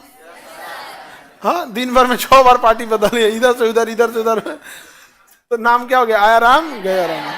हालांकि उनका नाम था गया राम, तो आया राम और गया राम। दल बदल कौथी अनुसूची में है? 10वीं। संविधान में जो संशोधन हुए ना, उसमें 42वां संशोधन, 44वां और 52वां सच में देश के लिए बहुत इंपॉर्टेंट था। 44वां सच में देश के लिए बहुत जरूरी था। वरना अगर इंदिरा गांधी ने जो नाश दी थी ना संशोधन करके, तो देखो आयरन लेडी थी, तो दूसरे के लिए भी दिक्कत था भाई, हम लोग के लिए भी ज्यादा दिक्कत। आप कुछ बोल नहीं सकते थे यहाँ पे। आज ना लोग आरोप लगाते हैं कि ईडी सीबीआई उठा ले जाती है, जैसे मोदी जी पे आरोप लगाते हैं कि कुछ बोलने पे ईडी सीबीआई उठा ले जाती है। उनके समय उनको पता नहीं है कि इंदिरा गांधी के समय ईडी सीबीआई से तगड़ा पुलिस उठा ले जाती थी, उठा के पुलिस लेके चल जाती थी। समझे? जैसे अभी ईडी सीबीआई पावरफुल है, तो उस समय अभी सीबीआई पावरफुल नहीं। मनमोहन सिंह के समय सीबीआई पावरफुल थी, जो देखो कुछ बोला सीबीआई, अभी ईडी। समझा? दल बदल अनुसूची 10 में, ठीक है? किसी को दिक्कत? इसके बाद आता है 61वां संशोधन, निर्वाचन की आयु, चुनाव की आयु 21 से घटा के 18 साल। 61वां संशोधन द्वारा क्या किया गया? चुनाव की आयु 61 साल का, और पहले 21 साल था। 61वां संविधान संशोधन 19 कब हो गया? 1989। जो मताधिकार था, मताधिकार था, वोट डालने का अधिकार था, वोट डालने का अधिकार था। मताधिकार पहले 21 साल पे था, अब कितना कर दिया गया? 18 साल। कितना साल कर दिया गया? 18 साल। ऐसा ही है, 21 साल उतना ठीक नहीं था, 21 साल पे उतना ज्यादा ही हो गया ना। 18 साल का व्यक्ति अब चुनाव में वोट डाल सकता है, ये ठीक ठाक था। 61वां संशोधन द्वारा मताधिकार की आयु कितनी रखी गई? हाँ 18 साल। समझ आ गया? इसमें एक और चीज था, निर्वाचन आयोग में पहले एक ही सदस्य होता था, इसी के तहत 3 सदस्य किया गया। तो हम चुनाव में ही पढ़ा दिए थे, निर्वाचन आयोग में पढ़ाई दिए थे, यहाँ पढ़ा के बिना मतलब का टेंशन काहे देंगे आप लोग को। पहले आयु कितनी थी वोट डालने की? अभी यानी आपके पिताजी 21 साल पे वोटर कार्ड बनवाए होंगे। अब किसी के पिताजी का जन्म तिथि 1990 के बाद थोड़े होगा जी। आप में से ज्यादातर लोग के पिताजी 1990 से पहले होंगे। कब का? वही 1965, 70, 80, इसी 75 के आसपास, 70, 80 के आसपास। आगे बढ़े। ऐसा क्यों होता है? किसी राज्य में ईडी, किसी राज्य में सीबीआई पावरफुल होती है। वो अब जैसा जैसा गवर्नमेंट, ईडी शुरुआत से थोड़े पावरफुल थी, बीच में जब पीएमएलए कानून ला दिया गया ना, उसके बाद ईडी बहुत पावरफुल हो गई। ईडी क्या हो गई? बहुत पावरफुल हो गई। इसी संशोधन द्वारा विवाह की भी आयु घटा। तोरा विवाह है क्या लग रहा है? 18।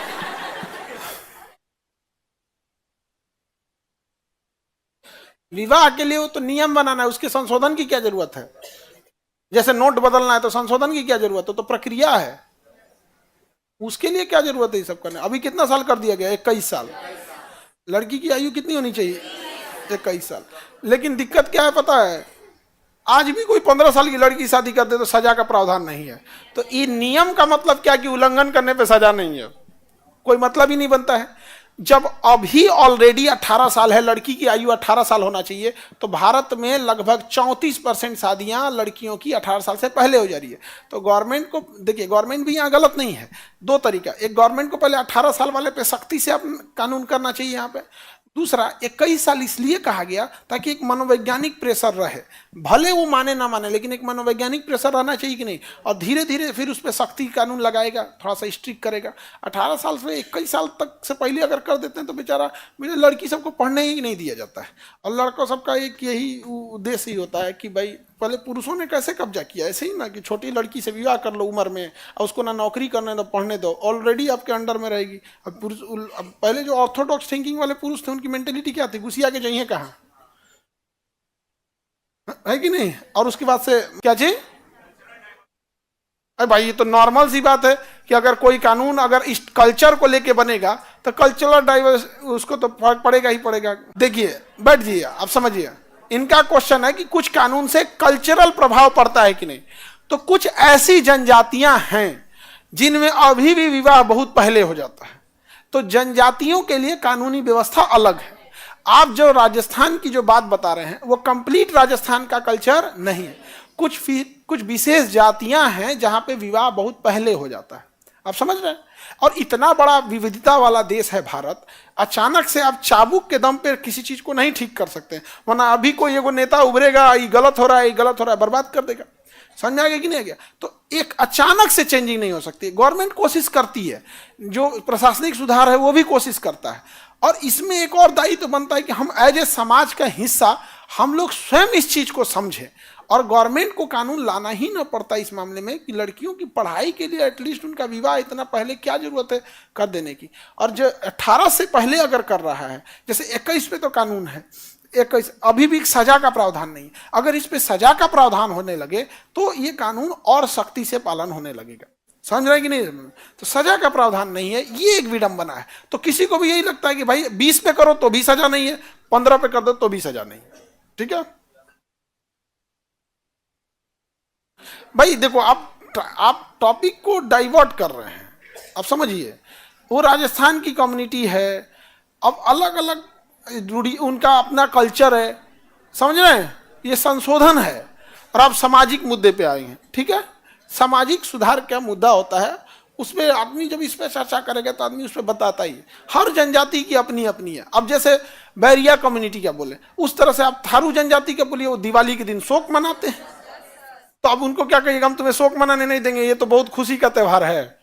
उनकी वो मान्यता है, वो मान रहे हैं। थारू जनजाति उत्तराखंड के, वो दिवाली को क्या मनाते हैं, शोक मना। ठीक है, कोई दिक्कत। चलिए, बाल विवाह